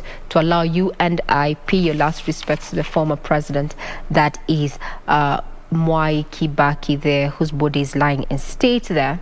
And we're going to be having a state funeral on Friday, and he's going to be interred in his Otaya home. This is going to be a special coverage from today being Monday all the way to Wednesday, where we're going to be looking at what is happening, what leaders have had to say in regard to that matter, especially now being an election year.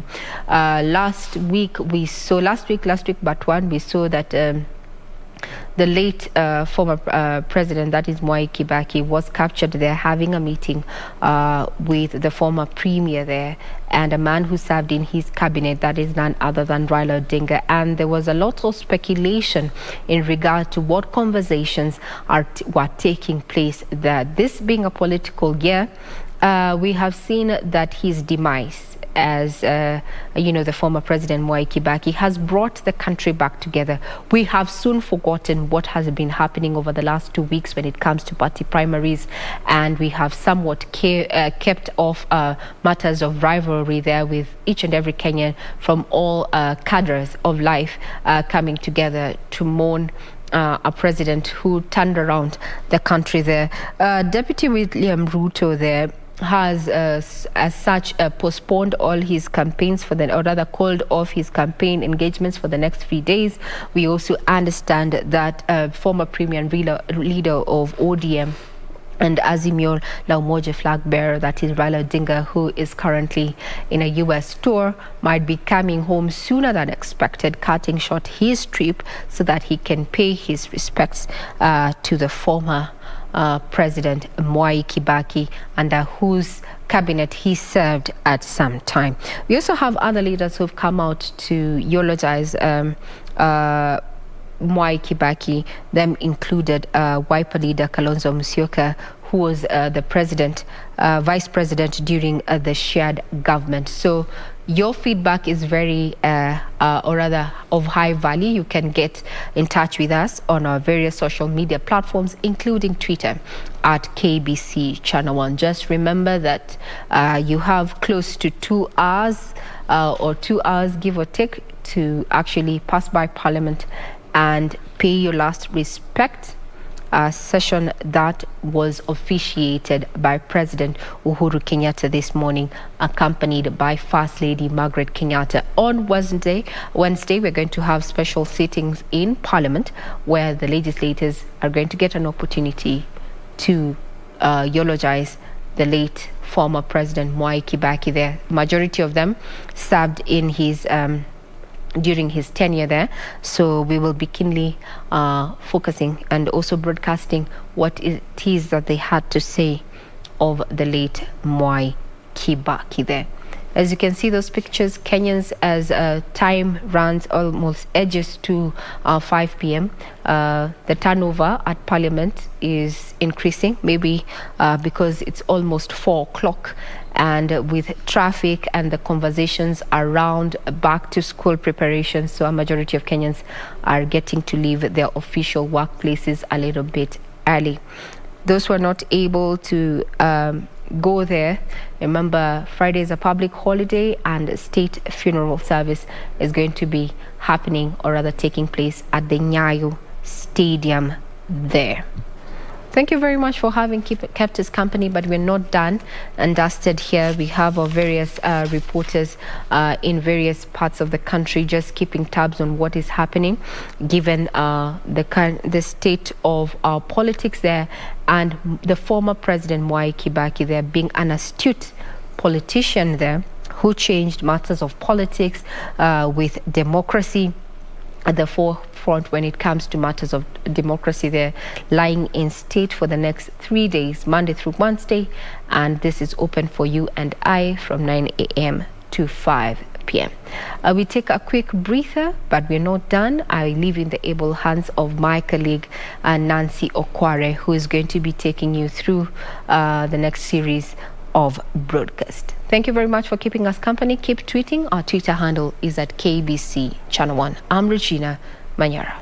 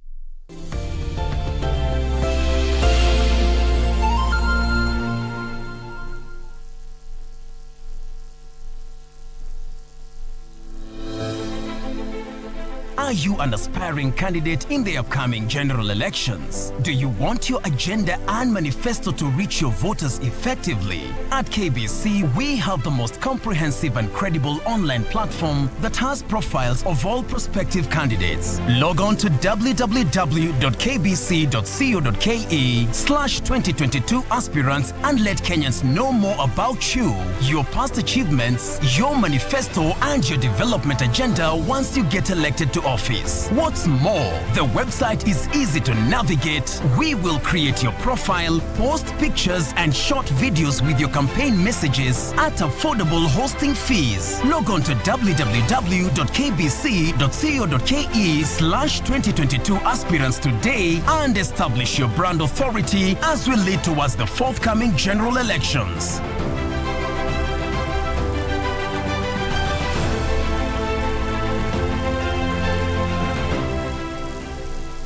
As campaign intensifies for the upcoming general election, what does all this mean for you, the voter? What do the candidates have to offer?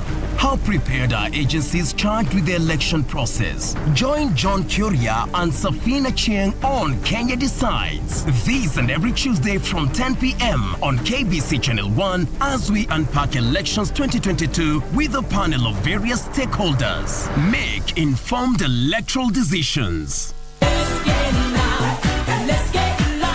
We have a lot of stories, and there's an interview that I enjoyed.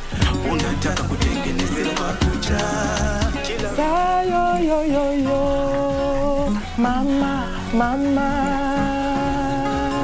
East African pop star Nadia Mukami released her sophomore EP, Bundle of Joy, over the week, exclusively on one of Africa's leading streaming services. We need to shift from the narrative that Kenyans don't read, because you can see so many bookstores, there are so many upcoming bookstores. Just continue to invest in your craft, continue to write, continue to read. And I see your city, see your city, see your Nikiweza, see your city. You have to make that up. I didn't make anything up. Everything I said is the truth, I swear to you. But didn't I know anything about it? Well, that Gonzalo is often hot-headed, but I think he would be incapable of doing something that despicable. Paulina decides to keep seeing Adrian. Will you support your daughter? Or Gonzalo? I don't want to see Adrian in this house ever again. But Daddy, Adrian No buts. Your relationship with him is over. I both know that everything she said was true. Well, yes, clearly you didn't only steal my money, but also that of the other partners.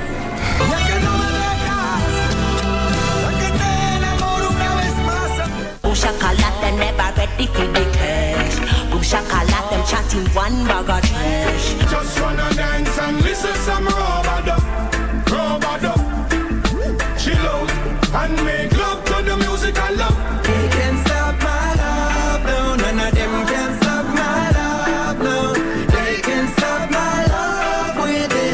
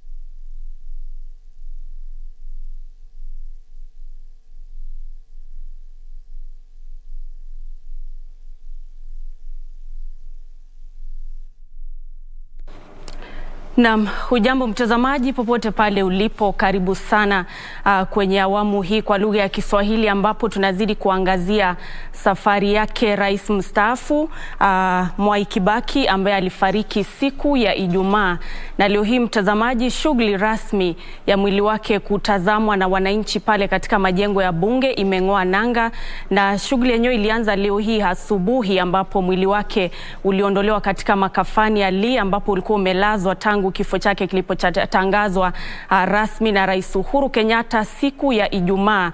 Na hivyo basi takriban mwendo wa saa 1 asubuhi msafara huo ukaelekea katika majengo ya bunge ambapo rais mstaafu anatarajiwa kulazwa pale kwa kipindi cha siku 3 ambapo Wakenya watazidi kupata fursa ya kwenda kutazama mwili wake.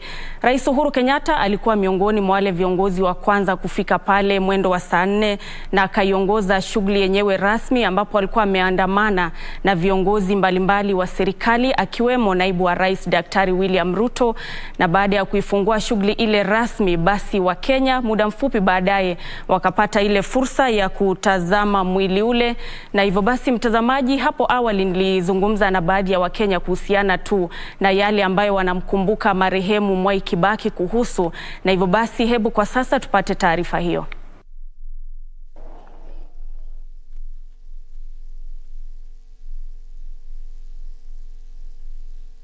Ni Ibrahim Nato. Nakumbuka President Kibaki kama rais wetu wa tatu ambaye alitusaidia sana upande wa ujenzi wa taifa. Kitu ya kwanza alifumbua upande wa CDF, kutoa shule free education, hospitali free. Kwa hivyo tumemkumbuka sana. Watu wote tunampenda sana kama wananchi wa Kenya, kama president ambaye alitusaidia sana, hasa vijana, kafumbua miradi mingi. Kwa hivyo umaskini Kenya aliupunguza. Kwa hivyo tunamshukuru sana. Iwapo ameenda ametuacha, lakini atuache aende akiwa amelala mahali pema peponi. Naitwa Abel Mukaya Nyata, mkaaji wa Utawala. Niko kwa line kwenda kumuona mheshimiwa the late our president Kibaki kwa sababu ya yale ambayo ametenda katika nchi yetu. Ndio maana unaona watu wote wameka line kwenda kumuona for the same. Kibaki kwa kusema kweli tunamkumbuka kwa mambo mengi. Being kwa wakati huu wetu penye tumefikia sasa kuwa rais wa tatu, kuna yale ametenda kulinganisha na wale wa president, the sitting president wale amefanya na yale alifanya. Because kama wazazi tunajifunia kwake yeye kwa sababu ya free primary education, kwa sababu ya gharama. Je, ingekuwa wakati huo na sasa ile gharama ambao ya wazazi wangelipa na wakati huu vile economy hii vile iko sasa, wazazi wangeumia sana. Lakini kwa sababu ya yeye kuleta free primary education imesaidia sisi, ndio naona wengi wameweka line kupeana wale hawatafika utaya. Kama ni uwezo tungefika tuone mara ya mwisho, lakini kwa sasa hii kwa sababu government ilisema kwamba wananchi wapewe ruhusa ya kuingia na kumuona, ndio maana tumeacha yale tunafanya tuende tukampea our last respect. Kibaki alikuwa mzuri juu alitengeneza Thika highway, super highway bila deni. Sasa ndio pia mimi nimepanga line nikikuja kuoporeza na wenzangu. Huyu Mzee Kibaki namkumbuka na free education. Ni msee mwenye alitengeneza economy ya hii nchi ikakuwa nchi mzuri. Kwa hivyo viongozi wenye wako wa kisasa ama wenye wanakuja wawike mfano ya huyu mzee. Hakukuwa mzee wa maneno, hakukuwa mzee wa kutusi watu, alikuwa mzee wa heshima zake. So kwa hivyo tukapa kama wananchi wa Kenya nzima tunaomboleza. Mimi natoka Kakamega, Shinyalu, kwa ajili ya huyu mzee. Kwa hivyo viongozi wote wawike mfano wa rais mstaafu Mwai Kibaki. Alitupatia free education, uchumi ilikuwa chini. Sasa hii angalia sukari, angalia tunanunua shilingi 150, na wakati wa huyu mzee vitu ilikuwa chini sana, cheap. So kwa hivyo viongozi kama Rais Uhuru Kenyatta na wengine ambao wanakuja waangalie maslahi yetu wa Kenya. Vile tuko hivi tunaomboleza huyu mzee, hatuna mambo ingine. Mbarikiwe na hayo. Mimi mfanyaji biashara hapa Nairobi, na nafurahia huyu mzee, nilikuwa namfurahia sana. Wakati ambapo alikufa, aliaga dunia, tulistuka sana na tukauliza kwa nini. Sababu yeye amesaidia sana, sababu hata watu wenye walikuwa wanakamatwa jela, wanarushwa jela, alikuwa anaachilia. Na kuona kutukuta tukiwa na uchafu anatuambia tuvae viatu. Kama hapa country bus alikuwa anaambia wale vijana wa country bus wavae viatu. Kwa hivyo amefanya mzuri sana huyo mzee. Mambo mingi sana alikuwa anatupitisha. Kwa hivyo ni mzee. Mtazamaji, hayo ni baadhi tu ya maoni kutoka kwa baadhi ya Wakenya ambao wamejitokeza kwa wingi katika siku hii ya kwanza ambapo mwili wa marehemu Mwai Kibaki umelazwa katika majengo ya Bunge la Kitaifa. Wananchi walijitokeza kwa wingi kuanzia mwendo wa saa 6 hivi, na hata hivi sasa hivi tunavyozungumza ni kwamba shughuli yenyewe bado inaendelea katika majengo ya Bunge.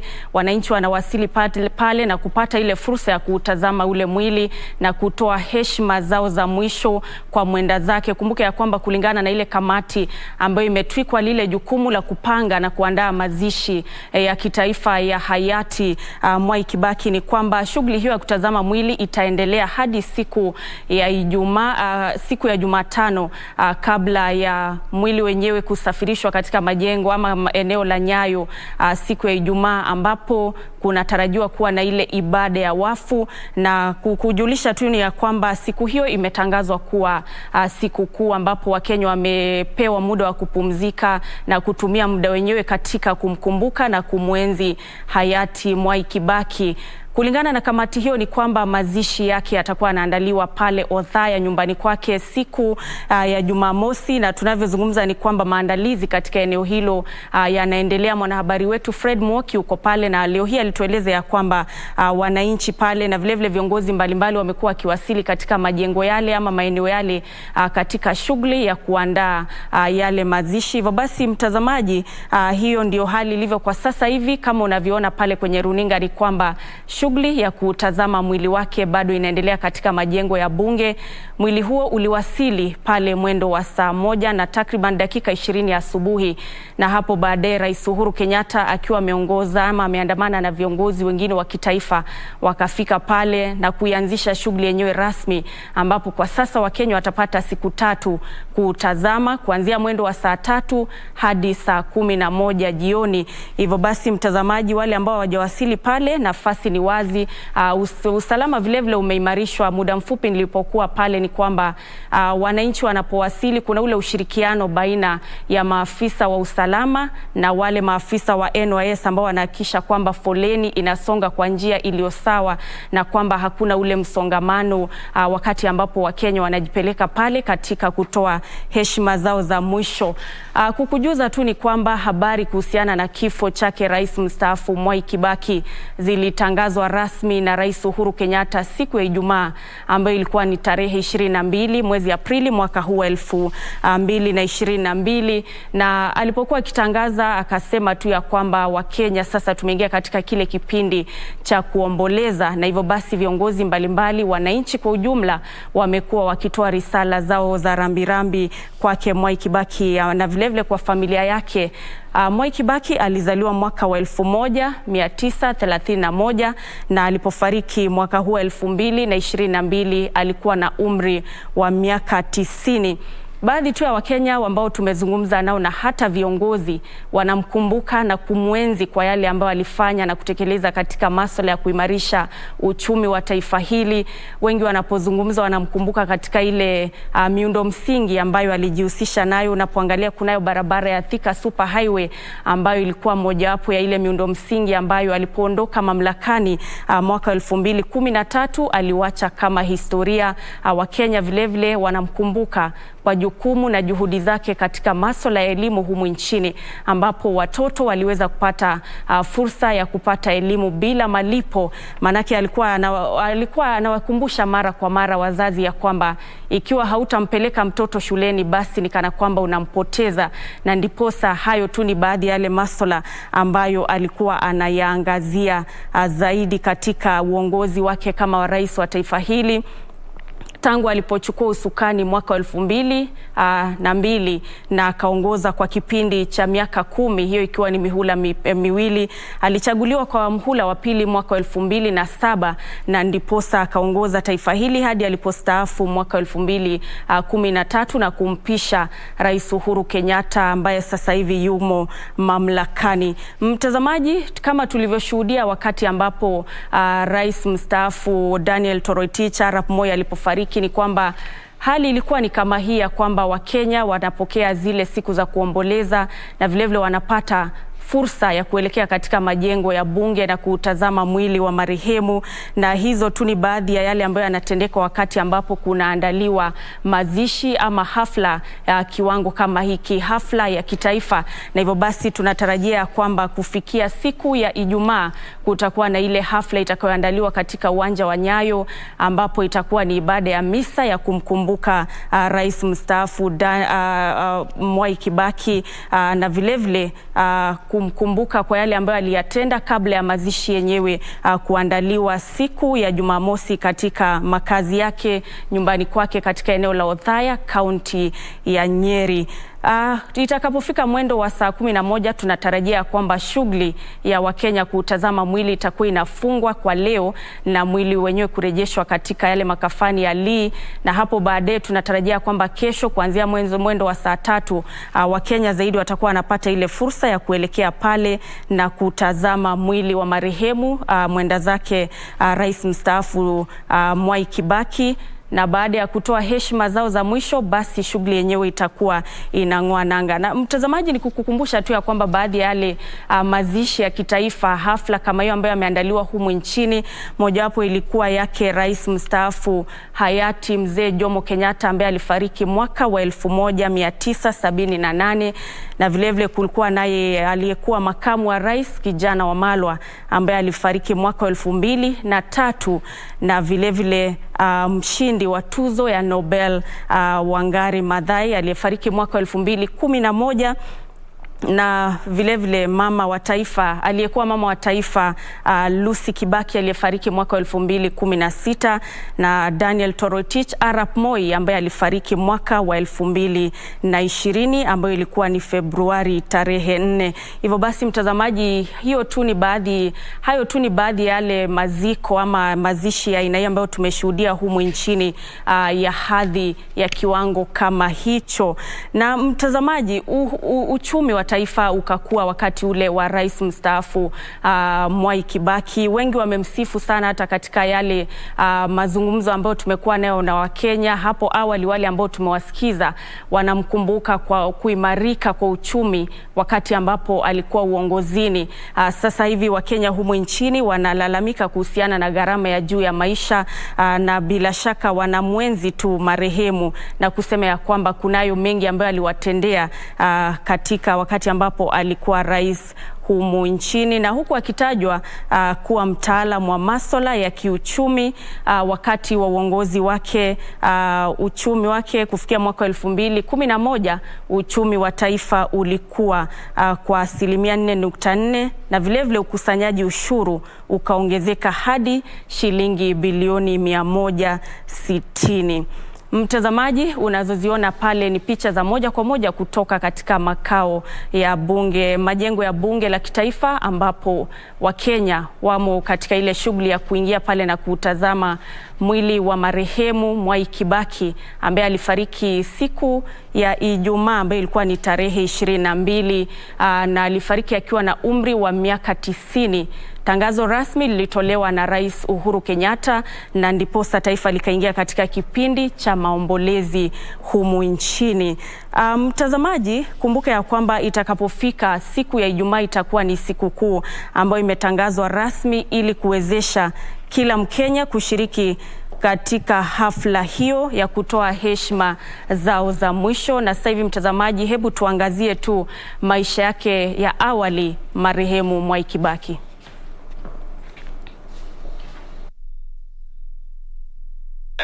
Alizaliwa tarehe 15 mwezi Novemba mwaka 1931 katika kijiji cha Thungiri, eneo la Othaya, katika iliyokuwa wakati huo wilaya ya Nyeri kwenye mkoa wa Kati. Wazazi wake Kibaki Gathanji na Teresia Wanjiku walikuwa wakulima wadogo. Ingawa alibatizwa kama Emilio Stanley na wamishonari wa Kitaliano katika wakati wa ujana wake, alijulikana kama Mwai Kibaki. Alianza safari yake ya elimu katika shule ya Gatuyaina. Alihudhuria kwa miaka miwili ya kwanza na kukamilisha mtihani uliojulikana kama Sub A na Sub B, ambayo ni sawia na darasa la kwanza na darasa la pili. Baadaye alijiunga na shule ya wamishonari ya Karima kwa madarasa matatu zaidi kati ya mwaka 1944 na mwaka 1946. Akajiunga na shule ya Mathari ambayo sasa ni shule ya upili ya Nyeri kwa darasa la 4 hadi 6. Mbali na maarifa yake ya elimu, alipata ujuzi wa useremala, washi na ukulima. Alijiunga na shule ya upili ya Mangu mwaka 1947 na kufaulu katika mtihani wake wa O level akizoa alama zote 6 mwaka 1950. Katika mwaka wake wa mwisho katika shule ya Mang'u, Kibaki alitaka kuwa askari baada ya kuvutiwa na wanajeshi wa zamani wa vita vya kwanza na vya pili duniani kijijini mwao. Hata hivyo alibadili azma hiyo na badala yake akajiunga na chuo kikuu cha Makerere kilichoko Kampala nchini Uganda kusomea masuala ya kiuchumi, historia na sayansi ya siasa. Kutokana na matokeo yake mazuri masomoni, alifuzu kuwa mwanafunzi bora zaidi katika darasa lake mwaka 1955, akituzwa shahada katika mambo ya uchumi. Baada ya kufuzu, aliteuliwa kuwa naibu meneja wa mauzo katika kampuni ya Shell nchini Uganda. Ni hapa alipokuwa akifanya kazi ndipo alipata ufadhili wa kujiendeleza kimasomo katika chuo cha kifahari nchini Uingereza, ambapo alipata degree katika masuala ya fedha. Mnamo mwaka 1958 alirejea chuoni Makerere, wakati huu akiwa naibu mhadhiri na katika idara ya somo la uchumi. Mapema mwaka 1960 Kibaki aliacha kufunza na kujitosa katika siasa za Kenya, akiwa afisa mtendaji wa chama cha KANU. Mwaka 1961 Kibaki alimwoa Lucy Muthoni, bintiye mhudumu wa kidini ambaye alikuwa mwalimu mkuu kwa wakati huo. Walibarikiwa na watoto 4: Judy Wanjiku, Jimmy Kibaki, David Kagai na Tony Githinji.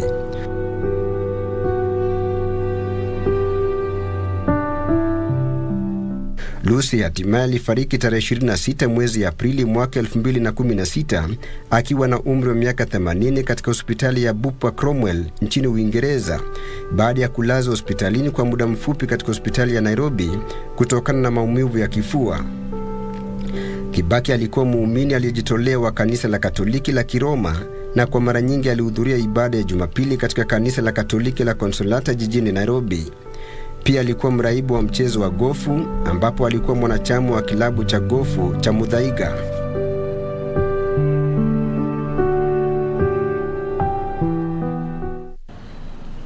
Mtazamaji, hiyo ni taarifa kuhusiana na maisha na vilevile masomo yake rais mstaafu hayati Mwai Kibaki, ambaye alifariki siku ya Ijumaa akiwa na umri wa miaka 90, na ni baada ya kuliongoza taifa hili kama rais wa 3 kwa miaka 10 katika kipindi cha miaka 5 cha mihula miwili.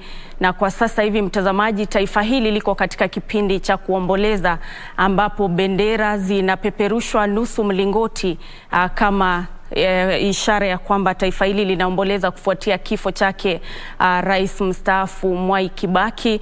Ni kifo ambacho kilitangazwa rasmi na Rais Uhuru Kenyatta siku ya Ijumaa, na baada ya hapo viongozi mbalimbali, wananchi kwa ujumla, wamekuwa wakituma risala zao za rambirambi kwa familia na vilevile kuyataja yale ambayo watamkumbuka marehemu kwayo, hususan masuala ya kuimarika kwa uchumi wa taifa hili, masuala ya elimu na bila shaka, mtazamaji, masuala ya kuhakikisha kwamba watoto wanapata elimu bila malipo.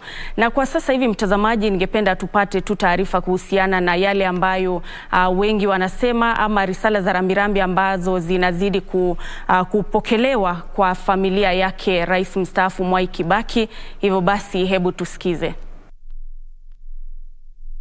We've lost a great man. Remember, about 20 years ago, he changed the economy from a 0 digit to a 9 digit economy. We've lost one of the guys that we can classify as a hero. Because for the first time I heard the name Kibaki, I associate Kibaki with development. I thank him because he's the one who put down the price of fertilizer, and 2, he bought our maize on a very good note. Mtu ya bodaboda hakuwa amejulikana katika taifa letu, lakini Mheshimiwa Kibaki aliweza kutambua hiyo watu na kuwapatia kazi. We also remember Kibaki for the Thika superhighway, which did not cost us a lot. Kibaki was the best man. He could not bother maybe following these things of discrimination. Kazi yake tuliona kama Wakenya wamefaidika sana kimaendeleo. Tuliona mambo makuu aliyofanya akiwa uongozini hapa Jamhuri ya Kenya. Alikuwa rais wa mzalendo aliyojenga taifa yetu ya Kenya na aliyofanya mambo mengi ya maana. Akaleta uthabiti katika hali ya kisiasa na ni rais ambaye tunamkumbuka kwa kuwa mpole. He has brought free and primary education and secondary education. He has opened some institutions. Some of institutions were, it has converted to the university and the institution.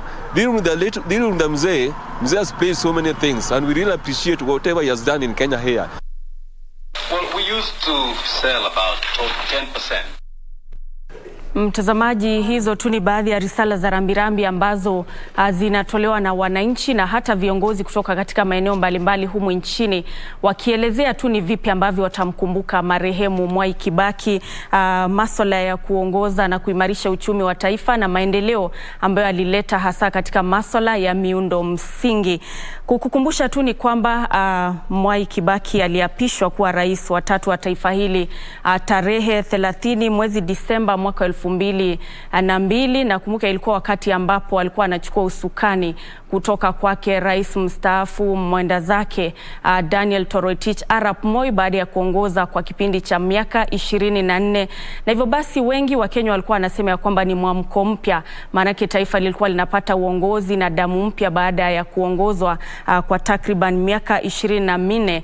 Na cha kumbuka mno ni kwamba wakati ule alipokuwa akiapishwa katika uwanja wa Uhuru Park, katika bustani ya Uhuru Park, ni kwamba alikuwa kwenye kiti cha magurudumu, na hiyo ilikuwa baada ya kupata ajali ambayo ilitokea tarehe 3 mwezi Disemba katika eneo la Machakos, na ni ajali ambayo ilimweka katika kiti cha magurudumu kwa muda na akaapishwa akiwa amekalia kiti kilo hicho. Hayo tu ni baadhi ya yale masuala ambayo atakumbukwa hasa katika wakati ambapo alikuwa anachukua hatamu za uongozi kutoka kwake marehemu Daniel Toroitich Arap Moi, na wakati ule akamzawadi Wamalwa kijana kuwa kama naibu wa rais wake, na vilevile kulikuwa na wale ambao walipata ile fursa ya kujipata ama kupata fursa ya kuongoza kama mawaziri, wakiwemo Raila Odinga, Martha Karua, Kalonzo Musyoka, Charity Ngilu, Mudi Awori, Lina Jebi Kilimo,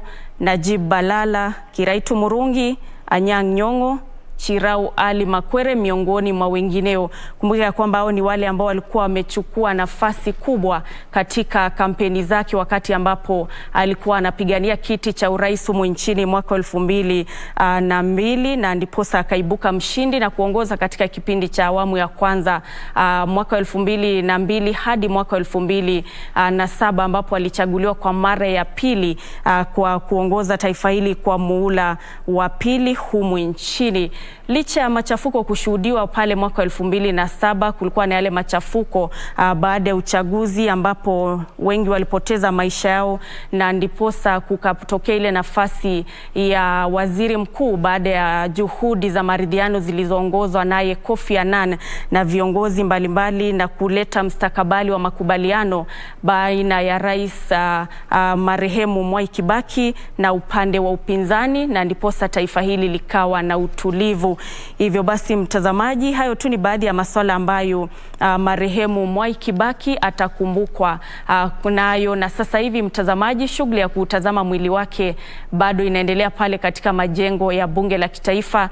Ni shughuli ambayo ilianza leo hii mwendo wa asubuhi baada ya kufunguliwa rasmi na Rais Uhuru Kenyatta, na itakuwa inaendelea hadi mwendo wa saa 11 ambapo Wakenya kutoka maeneo mbalimbali wanapata ile fursa ya kwenda pale kutazama mwili wake na kutoa heshima zao za mwisho kabla ya safari yake ya mwisho ambayo inapangiwa kuanzia siku ya Ijumaa na hata kukamilika siku ya Jumamosi. Mtazamaji, kwa sasa hivi hebu tupate taarifa ya awali yake Rais Uhuru Kenyatta akizungumza kuhusiana na marehemu Mwai Kibaki.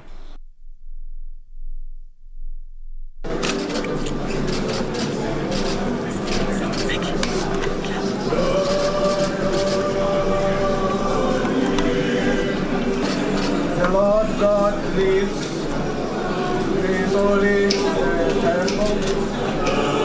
Blessed art thou among women, and blessed is the fruit of thy womb, Jesus. Holy Mary, Mother of God, pray for us sinners, now and at the hour of our death. Amen. Glory be to the Father, and the Son, and the Holy Spirit, as it was in the beginning, is now, and ever shall be, world without end. Amen. May he rest in peace. Amen. May his soul and the souls of all the faithful departed, through the mercy of God, rest in peace. Amen. May the Almighty God bless you, the Father, and the Son, and the Holy Spirit. Amen. We now allow the secretary. Let's allow the family 1 minute. Then we request the president to hold the logo so that we can have one photo with the family. Family.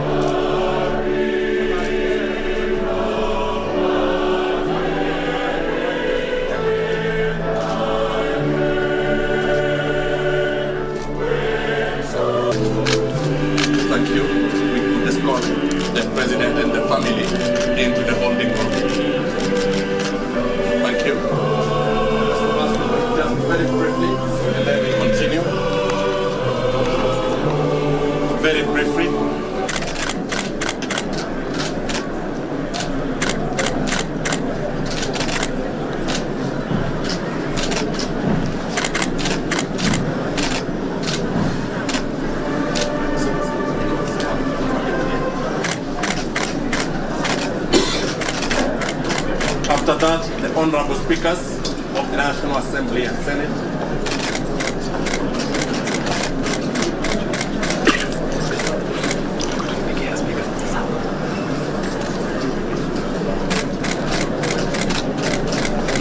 Service commanders, all of them.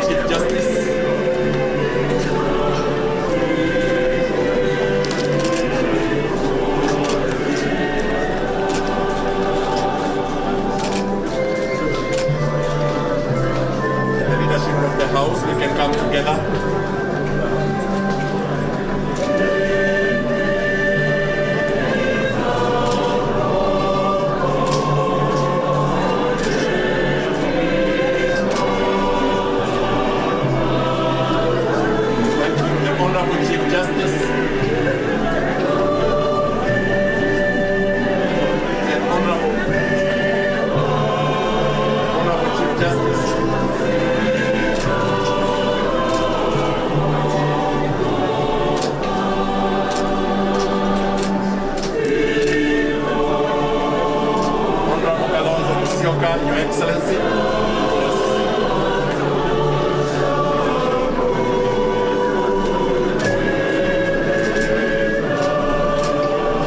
To be followed by cabinet secretaries.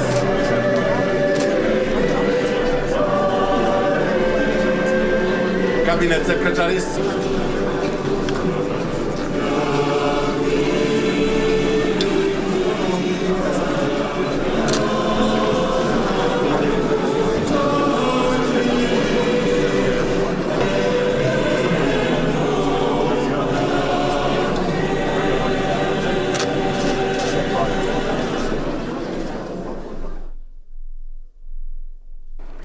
Mtazamaji, hizo ni picha za hapo awali mwendo wa saa 4 na dakika chache hivi baada ya Rais Uhuru Kenyatta kuongoza ile shughuli ya kuanza kutazama mwili wa marehemu Mwai Kibaki rasmi pale katika majengo ya bunge. Alikuwa ameandamana na familia ya marehemu na vilevile viongozi mbalimbali akiwemo naibu wa Rais Daktari William Ruto, kiongozi wa Wiper Kalonzo Musyoka, Jaji Mkuu Martha Koome na vilevile maspika wa mabunge yote mawili, bunge la kitaifa na bunge la seneti. Hapo ndipo ambapo shughuli rasmi ilianza ya kutazama mwili wake kabla ya kuapisha Wakenya ambao kwa sasa wanazidi kutazama. Na hivyo basi, mtazamaji, ningependa sasa hivi tuungane naye mwanahabari wetu Beatrice Gatonye Ngetich ambaye amekuwa katika majengo ya bunge kuanzia mwendo wa asubuhi, atujuze tu hali ikoje kufikia sasa. Beatrice Gatonye, ikiwa unanipata, usukani ni wako.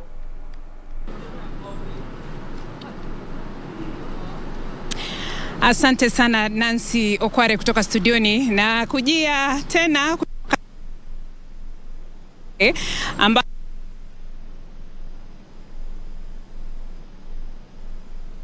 ambao umelazwa hapa. Dakika zimesalia 34 hivi shughuli hii ya kutazama mwili hivi leo itamatike. Hadi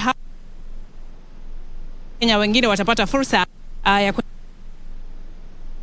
Mwai Kibaki. Na bila shaka kwa sasa hivi moja kwa moja ninajumuika na Wakenya ambao wamefika hapa kutazama mwili wa mwenda zake, na bila shaka ningependa kujumuika na Wakenya waweze kutueleza majina yao na ni yapi ambayo wanakumbuka kuhusu hayati Mwai Kibaki na faida labda ambazo waliweza kupokea wakati wa hatamu yake ya uongozi kama rais wa Jamhuri ya Kenya kuanzia mwaka 2002 hadi mwaka 2013. Shukrani sana kwa kujumuika na KBC Channel 1. Tuambie jina lako na tuambie hivi leo umefika hapa kuomboleza kifo cha hayati Mwai Kibaki na ni yapi ambayo unakumbuka wewe kama Mkenya na ni yapi ambayo utaishi kukumbuka kuhusu kiongozi huyu. Asante sana kwa kunipatia hii nafasi nizungumze. Kwa majina mimi naitwa Michael Okot na mimi ni mkaaji hapa Nairobi. Nimesema ni asante sana kwa sababu siku ya leo nimeweza kufika hapa katika majengo ya bunge ili niweze kumfariji ama kuomboleza kiongozi wetu ambaye tulikuwa tunampenda katika hizo nyakati alizokuwa bado hai, akiongoza hii nchi yetu ya Kenya kwa ustaarabu. Mimi naweza kumkumbuka rais wetu kwa unyenyekevu wake na hekima zake ambazo aliongoza nazo hii nchi yetu, wakati ambapo alikuza uchumi wetu wa Kenya ukawa katika ile hali ambayo mwananchi wa kawaida alikuwa anaweza kufaidika. Na nikiweka tofauti pia na hivi sasa uchumi kidogo imetulalia na imetugandamiza kabisa, ambapo sisi mwananchi wa kawaida tunasikia ugumu kabisa. Kwa hivyo namkumbuka katika hayo, na namkumbuka pia katika zile mipango ambazo aliweka za barabara. Hivi sasa tunaziona zikijengwa, hizi barabara ziko na zinasaidia na imeturahisisha katika zile safari zetu za kila siku, ili tuweze kuona kwamba safari zinaendelea vile inavyotakikana.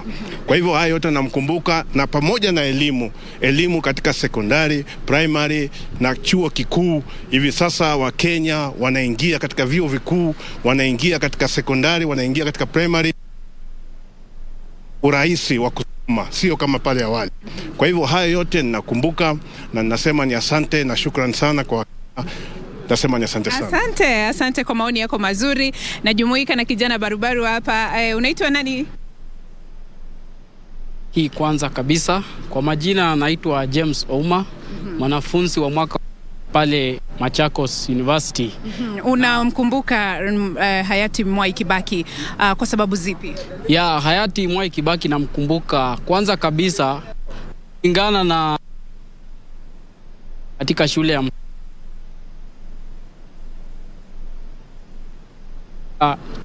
ya msingi pale. Na nimesidi kusoma bure. Na nasema tu Mwai Kibaki amekuwa rais mkuu sana ambaye alikuwa na maarifa za nchi. Hata tunaona kwamba uchumi pia ulizidi kukua, na tunasema kwamba Mola ilaze roho yake mahali pema peponi. Asante, maoni ya kijana hapo ambaye ni Mkenya. Tuambie jina lako na pia umefika hapa kuomboleza mwenda zake Mwai Kibaki, unayakumbuka yapi? Asante sana kwa televisheni yetu ya KBC. Kwa majina naitwa Geoffrey Abu, mimi ni mkazi wa Nairobi. Mimi mkaa Nairobi. Kitu chenye naweza kumbuka mzee wetu Mwai Kibaki mimi baadaye nimesoma free education kwa mzee Kibaki. And then kitu cha pili naweza mkumbuka bado 2010 alikuwa anabadilisha katiba. It was the first time mimi kuja Nairobi that time wakati alikuwa anabadilisha katiba. And then miundo msingi ameunda miundo msingi Nairobi. Ukiangalia kama Thika Road iko sawa. Ukiangalia like uchumi yetu umekuwa very sawa by day, iko poa kabisa. Mimi namshukuru sana, nimepata fursa mzuri kuja kumwangalia hapo kwa jengo ya parliament the first time mimi. Asante sana. Maoni mazuri kutoka kwa Wakenya. Naomba tafadhali muendelee kusogea hapa ili muweze kutoa maoni yenu hapa kwenye televisheni ya KBC Channel 1. Baba, unaitwa nani? Na tuambie jinsi ambavyo unamkumbuka hayati Mwai Kibaki. Asante sana dada yangu ambaye ni KBC. Mimi naitwa John Mwangi Kariuki, ambapo mimi ni mwana si ati nikumjua, namuelewa sababu yeye nimemjua tangu udhaya. Sababu wakati alikuwa udhaya akipandisha wakati ya public school, aliangalia wale watoto wa public school, kila mara akikuja anawapatia sikukuu. Kwa hivyo unaona ya kwamba alikuwa amebadilisha. Pia nyuma wakati huo pia katika masomo yake ninaona kwamba vijana wengine wakifuata jiga hapo inakuwa mzuri sana, sababu alikusoma Makerere. Mimi namfahamu kama rafiki yangu kwanza, sababu aliniambia kwa Kikuyu muda kwa katanyugu niko kama komaga. Hivyo ni kumaanisha nini? Kwa hivyo ninasema, kwa hivyo ni kuamaanisha kwamba mtu havi kama pasuki kama nyungu, lakini kila kitu inafanya ni kulala na lala. Kwa hivyo hata yeye amefika yake, siku yake imefika ya kulala. Lakini kuna ile kitu ambayo naweza kumbukia yeye, Kenya alishukua kama ilivyo vile watu wanaishi wa Kenya wanajua, lakini yeye akajaribu vile alivyoweza na masomo yake, na pia ikainuka. Sasa ukiangalia kama padi ya Madhira, barabara iko. Ukiangalia kila sehemu kama sehemu nyingine utapata kuna barabara, utapata maendeleo watu wengine. Mimi nasema wale viongozi wako waige ile mtindo wa mzee huyo, sababu ametuonesha kwamba ni rais yote atakayochukua rais. Kama nani atachukua, mimi kwangu usijali, lakini najali yule ataangalia wazalendo wa Kenya. Maana yake hata wale wako hapo unakaa miaka 5 peke yake alafu unakuwa raia. Kwa hivyo sasa hata waangalia mambo ya silaha na pia mambo ya masomo zaidi, sababu tunaitaka sana. Asante sana. Haya, pia nijumuike naye ndugu mwingine hapa, kijana Barubaru. Tuambie jina lako na jinsi ambavyo umeweza kufaidi na uongozi wa aliyekuwa rais wa 3 wa Jamhuri ya Kenya. Nani yapi ambaye unakumbuka kwa ufupi? Kwa majina ni Jackson Kariuki, mkazi wa hapa Nairobi. Mwanzo kabisa nashukuru kwa hii fursa nimepata kuja kuview mwili ya president wangu Kibaki. Nashukuru sana. Ile ningependa ili niwe kwa ufupi ni kuikumbuka mambo ambayo rais wangu amenifanyia. Nikiwa kijana barobaro vile niko, ameweza kunisaidia nikasoma. Pahali nipo nimefika sababu ya uongozi wake. Kwa hivyo ninashukuru sana, na hizi barabara ambazo ametutengenezea ni kitu cha maana sana. Kwa hivyo zaidi ya mengi ambayo nikiweza kuyaongea saa hii hayezi yakaisha saa hii. Ametufanyia mambo makuu na tunashukuru. Uongozi wa saa hii pia Uhuru ameweza kutusaidia, ameweza kuchukulia pale president wetu Kibaki aliachia. Hiyo ni jambo kuu. Tunaomba serikali inayokuja waendelee na mtindo huo na Mungu akaibariki Kenya. Asante. Bila shaka Mungu ibariki Kenya. Na hatimaye pia tunakutana na kijana mwingine. Unaitwa nani ndugu? Kwa majina anaitwa Katuben. Umefika hapa kuomboleza na kutoa heshima zako za mwisho kwa hayati Mwai Kibaki. Ni yapi ambayo unakumbuka? Kibaki, nashukuru sana kwa nafasi. Kibaki kwa mambo mengi ameweza kuifungua Kenya na akafungua akili ya wananchi kwa ukubwa. Na yale ambayo anaweza ongelea kwa sasa ni kama ukiangalia kule Trans Nzoia ninapotoka, wakulima walifaidi kwa muda huo kwa bei ya mbolea na bei ya mahindi walifaidi kwa sana. Utajiri ulionekana. Wakenya walikuwa wanaona ni kama utajiri ni upate kazi katika afisi za serikali kisha uombe loan uanze shughuli zako. Lakini kwa pale ukaona wakulima wengi wakafaidi. Ukapata pia kukakuwa na import na export ikajaa.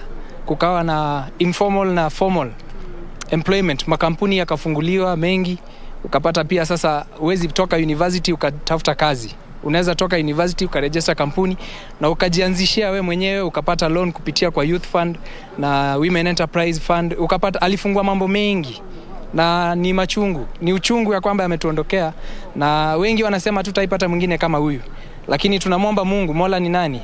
Yeye pia alitupa Kenyatta, akatupa Mwai, wale walifanya yale waliyafanya, na tunashukuru kwa kuwa Kibaki alichukua kutoka pale walipokuwa wale walimpreside, walisha set foundation. Sasa yeye alikuja tu kuiblast na akafanya ambayo tumeyaona sasa, na kwa sasa tunaona pia Kenyatta amejaribu, amefanya ambayo ameweza kufanya. Changamoto ni mingi katika ulingo wa siasa, lakini tunashukuru kwa kuwa Mungu ni nani, ameweza kuwawezesha pia aliyechukua, kama ni baba ama ni Ruto. Tunawaombea mema na waweze kutuachia amani yetu, waweze kupiga siasa ambayo inamfaidi mwananchi, watupiganie yale yetu ambayo Kibaki alitupigania. Kazi kama Kibaki alituahidi tuseme nusu milioni na 500,000, hiyo ni kazi tu na hatukujua itatoka wapi. Baadaye kidogo ukapata kuna bodaboda, kuna vendors wale ambao wamefungua viosk. Hakuna mtu alikuwa anajua, labda watu walikuwa wanajua uchumi tu ndo uchumi supermarket ndo ile vendor, lakini pale ukapata kukakuwa na supermarkets mingi. Ketias pale Kitale ilifunguliwa, Tuskys, Naivas zilikuja na zika grow from that aspect. Ukapata pia sababu ya hiyo kugrow ni ile loan. Alifungua loan sector, the banking sector ikakuwa. Kibaki ni mzee ambaye tunamshukuru sana, na tunaomba ya kwamba pia Jimmy Kibaki kama ataweza kukuwa na ile maono ya mzee na aje katika ulingo huu wa siasa, tunamuomba tafadhali asisite. Na wale ambao wanaona, ambao mimi nitasema yale ambayo nitafikiria, lakini mimi naona ya kwamba wale waheshimiwa kama Ruto na Raila wajaribu kuona ni nini ya muhimu zaidi. Wacha tusiseme mengi kuhusu siasa za sasa. Nashukuru kwa muda huu. Kwa sababu tuko hapa kumwomboleza. Ya siasa yatakuja hapo baadaye. Hata hivyo, asante sana kwa maoni yako. Kijana mkakamavu, na bila shaka na mengi ambayo anamkumbuka hayati Mwai Kibaki kwayo. Na bila shaka kama jinsi ambavyo anavyosema, tukianza sasa hivi hatutamaliza kwa sababu ni mengi. Na bila shaka kile ambacho ningependa kusema sasa, hayo ni maoni ya vijana ambao wamefaidi kutokana na uongozi wa hayati Mwai Kibaki wakati wa uongozi wake. Wengi wakisema walifaidi na elimu ya bure pale primary school, na bila shaka wanajivunia na wamefika hapa kutoa heshima zao za mwisho kwa ajili, wanajivunia kiongozi ambaye alifanya mengi, na wana matarajio mengi kuhusiana na siku za usoni na viongozi ambao watakuja hapo baadaye kuhakikisha kwamba wanamuiga hayati Mwai Kibaki ambaye sasa amemaliza kazi yake na anapumzika. Hapa ni katika majengo ya bunge ambapo bila shaka kuanzia mwendo wa saa 1 wakati mwendo wa saa 1:30 hivi, wakati mwili wa hayati Mwai Kibaki ulipofika hapa, kumekuwa na shughuli nyingi tu sana. Wakenya mmoja baada ya mwingine wakifika hapa, Wakenya wa tabaka mbalimbali, viongozi mbalimbali wamekuwa wakifika hapa kutoa heshima zao za mwisho. Kama jinsi ambavyo tumekuwa tukikueleza kwa siku nzima, shughuli ya kutazama mwili wa hayati Mwai Kibaki itaendelea hapo kesho kuanzia mwendo wa saa 2 asubuhi mpaka saa 11 jioni, na tutakuwa hapa kuhakikisha kwamba tunakuletea taarifa za moja kwa moja. Siku ya Jumatano ndio itakayokuwa siku ya mwisho kwa Wakenya kutazama mwili wake, na siku ya Ijumaa kama tujuavyo itakuwa ni siku ya mapumziko, na kisha siku ya Jumamosi shughuli zote zitaelekezwa Othaya ili kuulaza mwili wake hayati Mwai Kibaki, shughuli hiyo ikiongozwa na Rais Uhuru Kenyatta. Ni katika majengo ya bunge. Hakuna mengi ambayo tunaweza kusema zaidi ya hayo, kwani imekuwa ni shughuli nzima tu ya kutazama mwili wa hayati Mwai Kibaki. Kumekuwa na State House Choir na kwaya mbalimbali ambazo zimekuwa zikiwatumbuiza waombolezaji ambao wamefika hapa. Kando na hayo pia kumekuwa na jeshi limechukua usukani katika eneo hili, ambapo usalama umekuwa umeimarishwa kabisa. na Mkenya yote ambaye anafika mahali hapa usalama wake umeimarishwa pia. Hivyo basi na ni kutoa mwito tu na wengi kama jinsi ambavyo kamati ama serikali imekuwa ikiwahimiza Wakenya kujitokeza kwa wingi ili kutoa heshima zao za mwisho. Hivyo basi hapo kesho pia tunatarajia wale ambao hawakuweza kupata fursa hiyo kufika hapa katika majengo ya bunge, hapo kesho pia wataweza kupata fursa hiyo na siku ya Jumatano. Kwa sasa nitakurejesha pale Broadcasting House ili uendelee kupata mengi ambayo yanaendelea pale, ikiwa pamoja ni mahojiano na watafiti ambao pia wanazidi kutueleza zaidi kuhusiana na kiongozi huyu ambaye bila shaka ameenziwa sana kama kiongozi ambaye aliboresha uchumi wa nchi hii wakati ambapo ulikuwa umedidimia sana, na wakati ambapo pia wanafunzi waliweza kupata elimu ya bure kama jinsi ambavyo umewasikia wengi wakisema. Wakenya hapa wanasema kwamba hizo barabara na msingi ambao uliwekwa wa muundo msingi na hayati Mwai Kibaki, barabara hizo ambazo zimeendelezwa na rais wa sasa Uhuru Kenyatta zinawafaidi wa Kenya, kwa sababu sasa kuondoka mahali pamoja kuelekea mahali pengine inakuwa ni rahisi. Wanasema pia masuala ya uchumi ambayo yalipanuliwa zaidi wakati ule pia unawafaidi wa Kenya kwa sasa. Hivyo basi ni mengi ambayo yanaweza kusemwa kuhusiana na rais huyu wa tatu wa Jamhuri ya Kenya ambaye sasa amelala, ambaye sasa ameondoka, lakini bila shaka kumbukumbu zake zitakumbukwa na wengi. Kutoka kwangu mimi Beatrice Gatonyangetich, sina mengi ama sina ya ziada kwa sasa, na kurejesha kwake Nancy Okware pale Broadcasting House. Naam, shukrani sana mtazamaji. Huyu amekuwa ni mwanahabari wetu Beatrice Gatonyangetich ambaye anatukujia kwa njia moja kwa moja kutoka katika majengo ya bunge.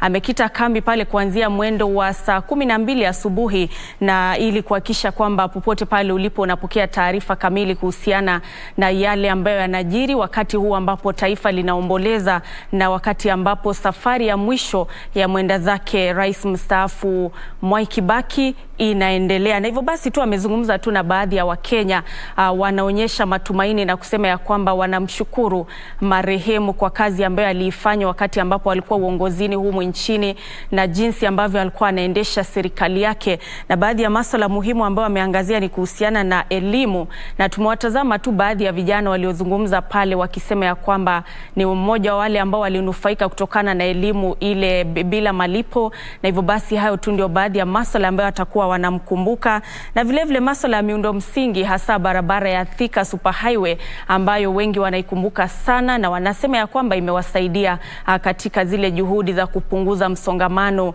pale barabarani. Na vile vile kunaye Mkenya mwingine ambaye amezungumza pale kuhusiana na swala muhimu ambalo wengi wamekuwa wakiuliza, hasa wakati huu ambapo taifa linaelekea katika uchaguzi mkuu mwezi Agosti, swala kuhusiana na kiongozi ambaye anaingia mamlakani kuendeleza kazi ambayo aliyekuwa pale alikuwa anaifanya. Na hivyo basi tu anatoa wito ya kwamba ikiwa kuna jambo bora ambalo kiongozi fulani alikuwa amelianzisha, basi mwingine anapochukua usukani itakuwa ni bora ikiwa atakuwa anaendeleza ile kazi ili kuhakikisha kwamba Wakenya wanazidi kupata huduma bora popote pale walipo. Wengi vile vile wamemkumbuka Mwai Kibaki kwa juhudi alizofanya ama juhudi zake katika marekebisho ya katiba humu nchini mwaka wa 2010 ambapo Wakenya hatimaye walipata katiba mpya ambayo ilikuwa na masuala mbalimbali, mojawapo ikiwa kuhakikisha kwamba kuna tofauti na uhuru katika yale matawi ya serikali ikiwemo mahakama na hata bunge waweze kufanya kazi bila kuhitilafiana.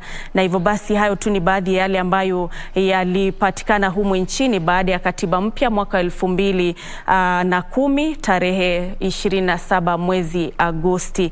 Mtazamaji, picha unazoziona pale ni za moja kwa moja kutoka katika majengo ya bunge la kitaifa ambapo mwili wa mwenda zake rais mstaafu Mwai Kibaki umelazwa pale katika bunge la kitaifa kulingana na kanuni zilizowekwa, ambapo ni hafla ya kitaifa na ni hafla ambayo inaongozwa na majeshi. Na hivyo basi mwili wake uliondolewa katika makafani ya Lee mwendo wa saa 1 asubuhi, na baada ya msafara ule kuelekea kupita jijini Nairobi na hatimaye katika majengo ya bunge ambapo gwaride la heshima lilikaguliwa kabla ya mwili huo kupelekwa ndani kuandaliwa, na hatimaye mwendo wa saa 4 hivi Rais Uhuru Kenyatta akiwa ameandamana na viongozi mbalimbali wa serikali wakafika pale katika majengo ya bunge, na shughuli yenyewe ikaanza rasmi, ambapo Rais Uhuru Kenyatta alikuwa miongoni mwa wale viongozi wa kwanza baada ya maombi kuandaliwa na kanisa la Katoliki, basi akapata ile fursa ya kutazama ule mwili na kuapisha viongozi wengine wakiwemo naibu wa rais Daktari William Ruto, kiongozi wa Wiper Kalonzo Musyoka, na maspika wa mabunge yote mawili, bunge la kitaifa na bunge la seneti, mawaziri na hata jaji mkuu Martha Koome.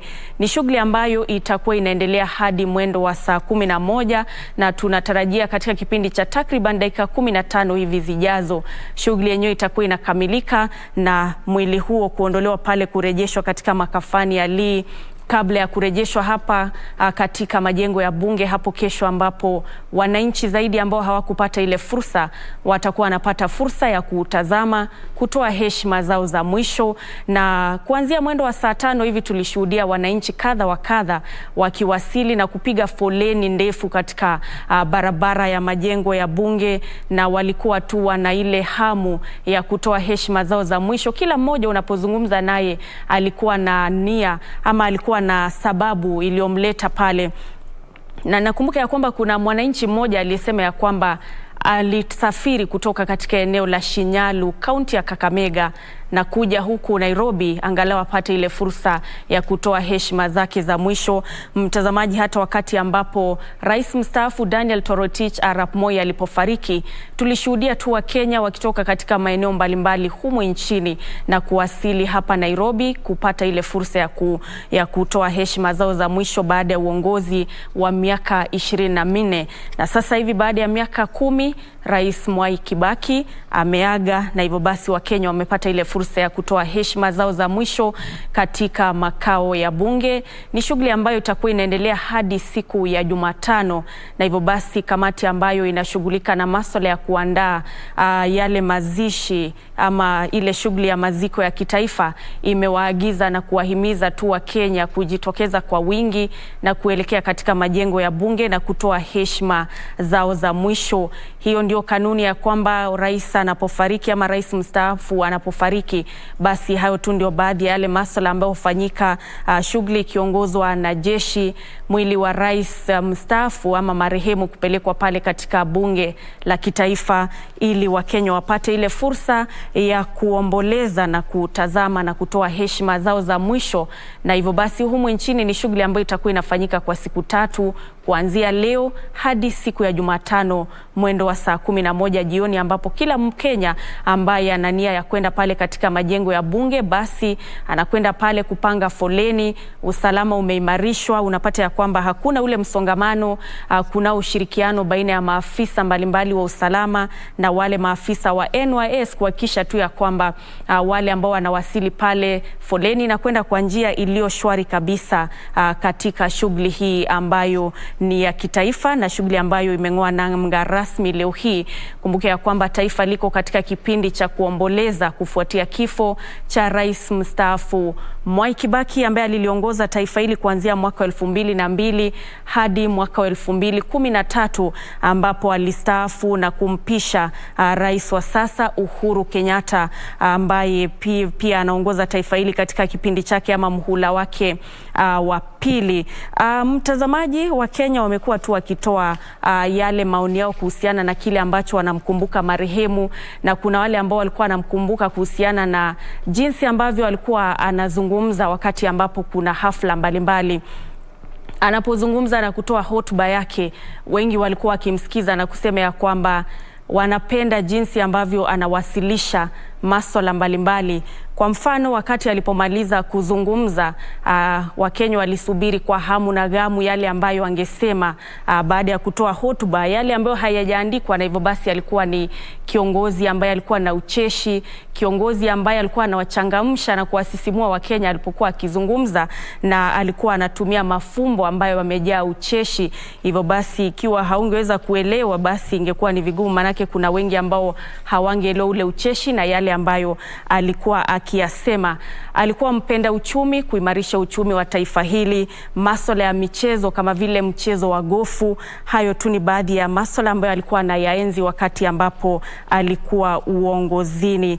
Mtazamaji, yeye alikuwa ni rais wa 3 wa taifa hili la Kenya baada yake mzee Jomo Kenyatta ambaye alifariki mwaka wa 1978, na hiyo ikawa ndio mara ya kwanza ambapo taifa hili lilipata mazishi ya sampuli hii, mazishi ya kitaifa ambayo yanahusisha mwili kupelekwa katika bunge la kitaifa, wananchi kupata fursa ya kutazama na maziko yenyewe kuandaliwa kwa njia ambayo inaashiria ni mazishi ya kitaifa.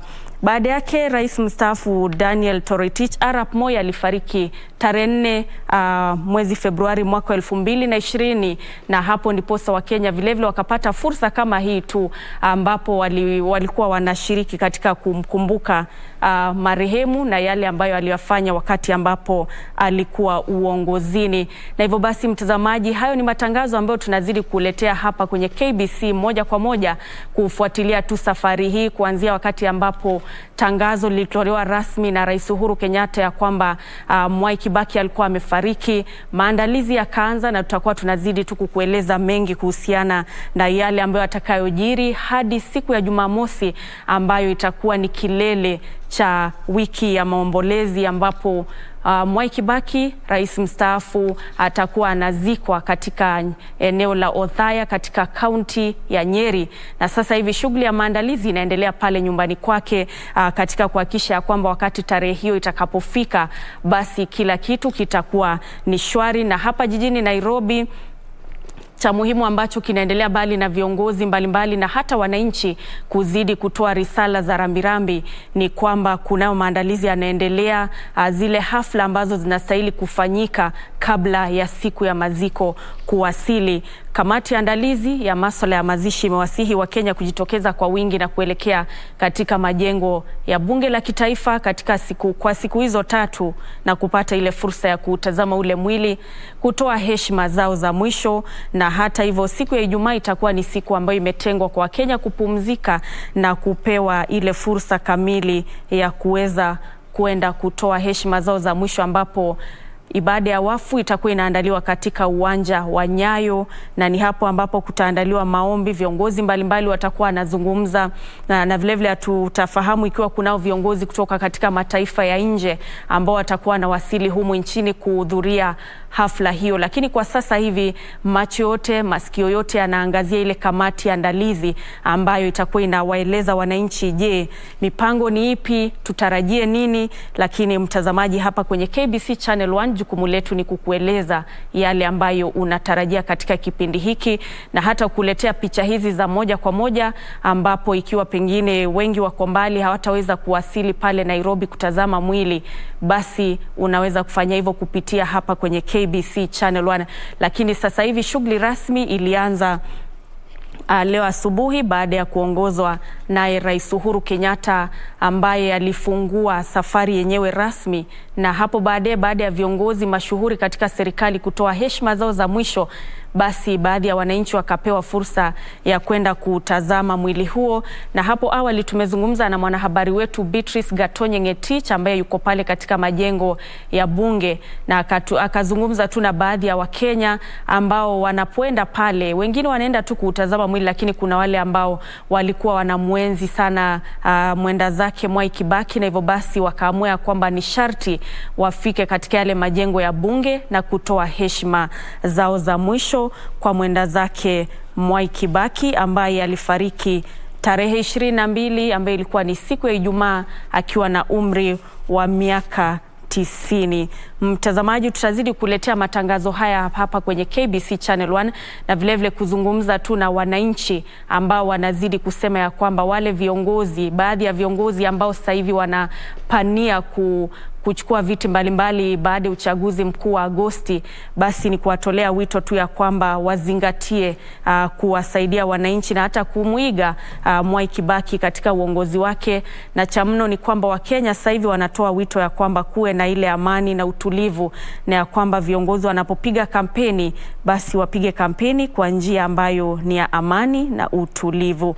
Baadhi ya masuala ambayo wengi wameyakumbuka ni ujenzi wa taifa kupitia uchumi kuimarika. Kumbuka ya kwamba sasa hivi taifa linapitia kipindi ambapo Wakenya wengi wanalalamika kuhusiana na ongezeko la bei ya bidhaa mbalimbali, na hivyo basi hayo tu ni baadhi ya masuala ambayo wanakumbuka na kusema ya kwamba wakati wa uongozi wa Mwai Kibaki hali ilikuwa ni tofauti, na wana matumaini ya kwamba katika siku za usoni hali itakuwa imeimarika humu nchini.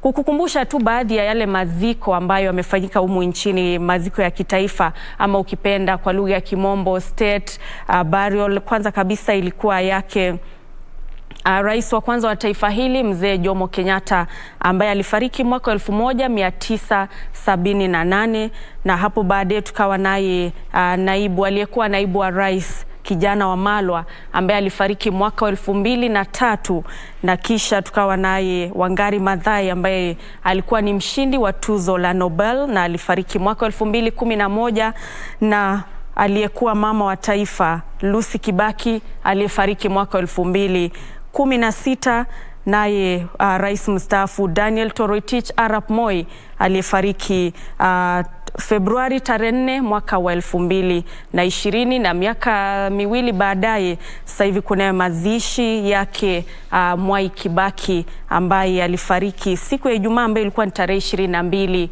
na tangazo hilo likawekwa rasmi na Rais Uhuru Kenyatta, na hivyo basi taifa hili likaingia katika kile kipindi cha kuomboleza. Wakenya wana mengi ya kusema kuhusiana na uongozi wake wa takriban miaka 10.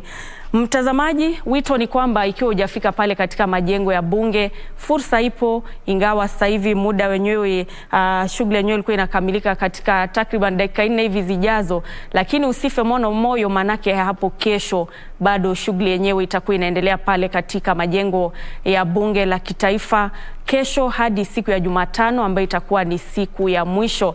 Hivyo basi ikiwa ungependa kuelekea pale kuanzia mwendo wa saa 3 hadi saa 11 jioni, unapata ile fursa ya kuelekea pale na kutazama mwili huo, kutoa heshima zako za mwisho kabla ya siku yenyewe kukamilika siku ya Jumatano, ambapo mwili huo utakuwa unaandaliwa kwa ile hafla itakayofanyika katika uwanja wa Nyayo ambapo itakuwa ni ibada ya wafu, na baada ya hapo mwili huo utasafirishwa hadi Othaya katika kaunti ya Nyeri ambapo atakuwa anazikwa hatimaye na kukamilisha shughuli ya maombolezi ambayo imekuwa ikiendelea sasa tangu alipofariki siku ya Ijumaa. Kukukumbusha tu ni kwamba Mwai Kibaki aliapishwa tarehe 30 mwezi Disemba mwaka wa 2002, na kulikuwa na baada ya kuapishwa kwake aliapishwa akiwa kwenye kiti cha gurudumu, na hiyo ni baada ya kupata ama kuhusika kwenye ajali iliyofanyika katika eneo la Machakos, na hivyo basi alipokuwa pale katika uwanja ama bustani ya Uhuru akiapishwa alikuwa kwenye kiti cha magurudumu, na akaongoza kwa awamu ya miaka 5 kuanzia mwaka 2000 hadi mwaka 2007 ambapo uchaguzi mkuu ulifanyika na akaibuka mshindi na kuongoza kwa awamu ya pili. Ingawa ni kipindi ambacho kilikuwa ni kigumu kwa Wakenya, manake kulikuwa na ile machafuzi baada ya uchaguzi ambapo zaidi ya watu 1000 walipoteza maisha, na baadaye kukawa na maridhiano baada ya viongozi mbalimbali akiwemo marehemu Kofi Annan kujihusisha katika yale masuala ya kuzungumza na kuhakikisha kwamba kuna maridhiano baina yake na kiongozi wa upinzani, na ndiposa kukawa na ile nafasi ya waziri mkuu ambayo ilitengwa ikishikiliwa naye kiongozi wa ODM Raila Odinga kwa kipindi kile. Hivyo basi mtazamaji, hayo tu ni baadhi ya yale masuala ambayo tunamkumbuka na Wakenya wanakumbuka kuhusiana na hayati Mwai Kibaki ambaye kwa sasa amefariki, na shughuli ya kutazama mwili wake inaendelea katika majengo ya bunge la kitaifa.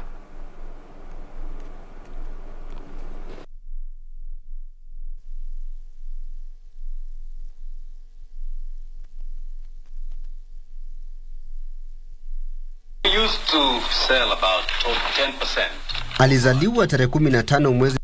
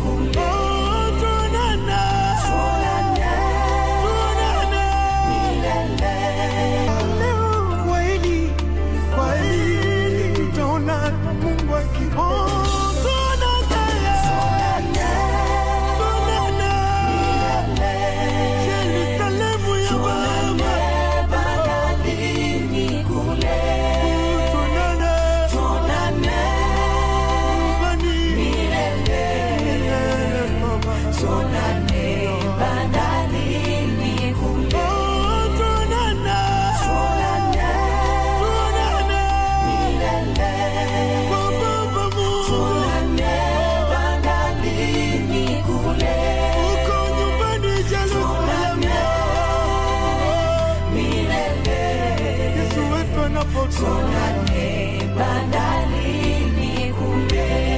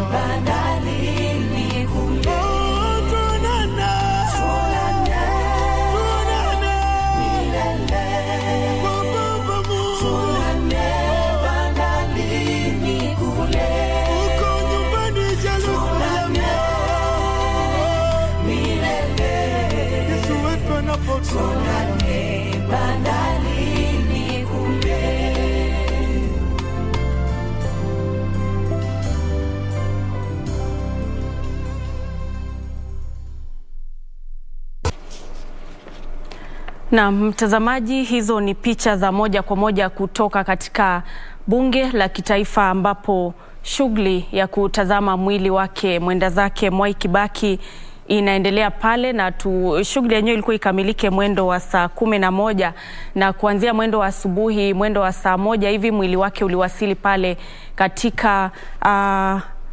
katika makao ya bunge baada ya kuondolewa katika makafani ya Lee na kupelekwa pale. Hapo baadaye mwendo wa saa 4 basi Rais Uhuru Kenyatta akawasili pale akiwa ameandamana na mama wa taifa Bi Margaret Kenyatta na viongozi mbalimbali wakuu katika serikali. Na baada ya maombi kufanyika, gwaride la heshima lilikuwa tayari limekaguliwa, na hapo baadaye basi maombi yakafanyika, na alipoutazama mwili akawapisha baadhi ya viongozi waliokuwa wamewasili pale wakiwemo mawaziri. Na baada ya kutazama ule mwili basi wananchi wakapata ile fursa ya kuingia pale katika majengo ya bunge na kutazama mwili wenyewe. Ilikuwa tu ni foleni ndefu kuanzia takriban mwendo wa saa 5 hivi, wakati ambapo wananchi waliruhusiwa kuingia pale kuonyesha tu ile hamu ambayo wengi walikuwa nayo ya kwenda kutoa heshima zao za mwisho, huku wengine wakisema wamesafiri kutoka maeneo mbalimbali humu nchini kupata ile fursa ya kwamba baada ya kusikia kwamba Mwai Kibaki alikuwa amefariki, wakafahamu ya kwamba kutakuwa na hii shughuli ya mazishi ya kitaifa ambapo inahusisha kutazama mwili wenyewe, na wakaamua kwamba watafunga safari na kuja humu Nairobi kutazama mwili wenyewe.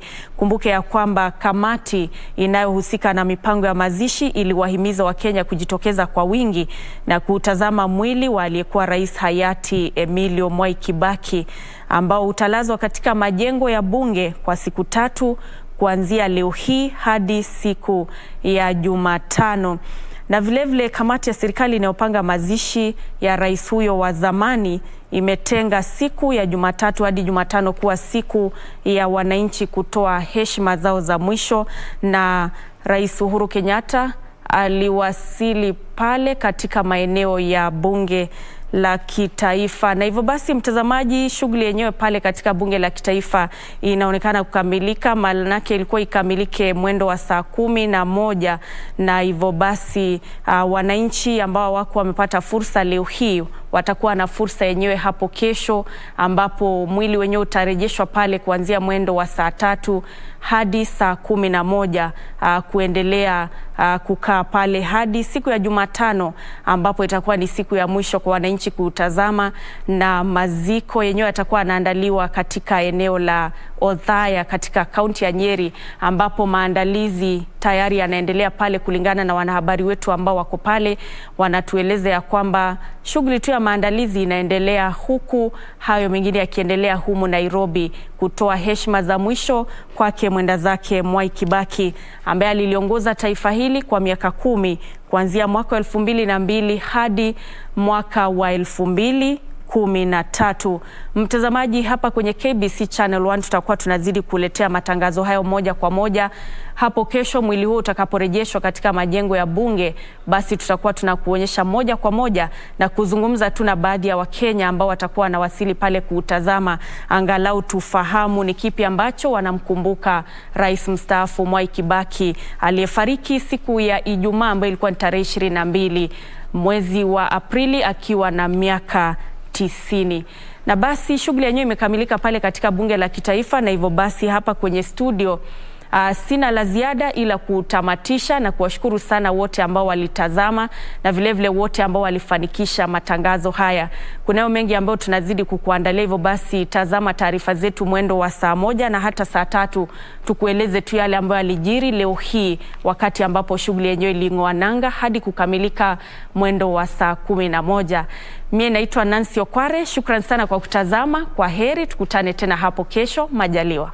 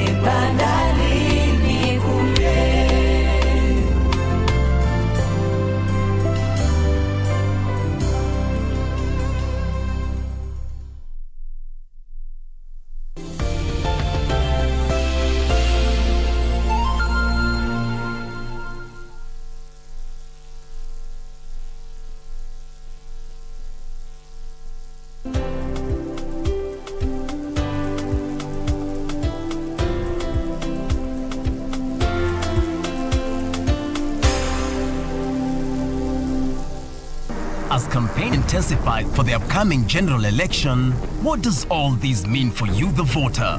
What do the candidates have to offer? How prepared are agencies charged with the election process? Join John Kuria and Safina Chieng on Kenya Decides. This and every Tuesday from 10 p.m. on KBC Channel 1 as we unpack elections 2022 with a panel of various stakeholders. Make informed electoral decisions.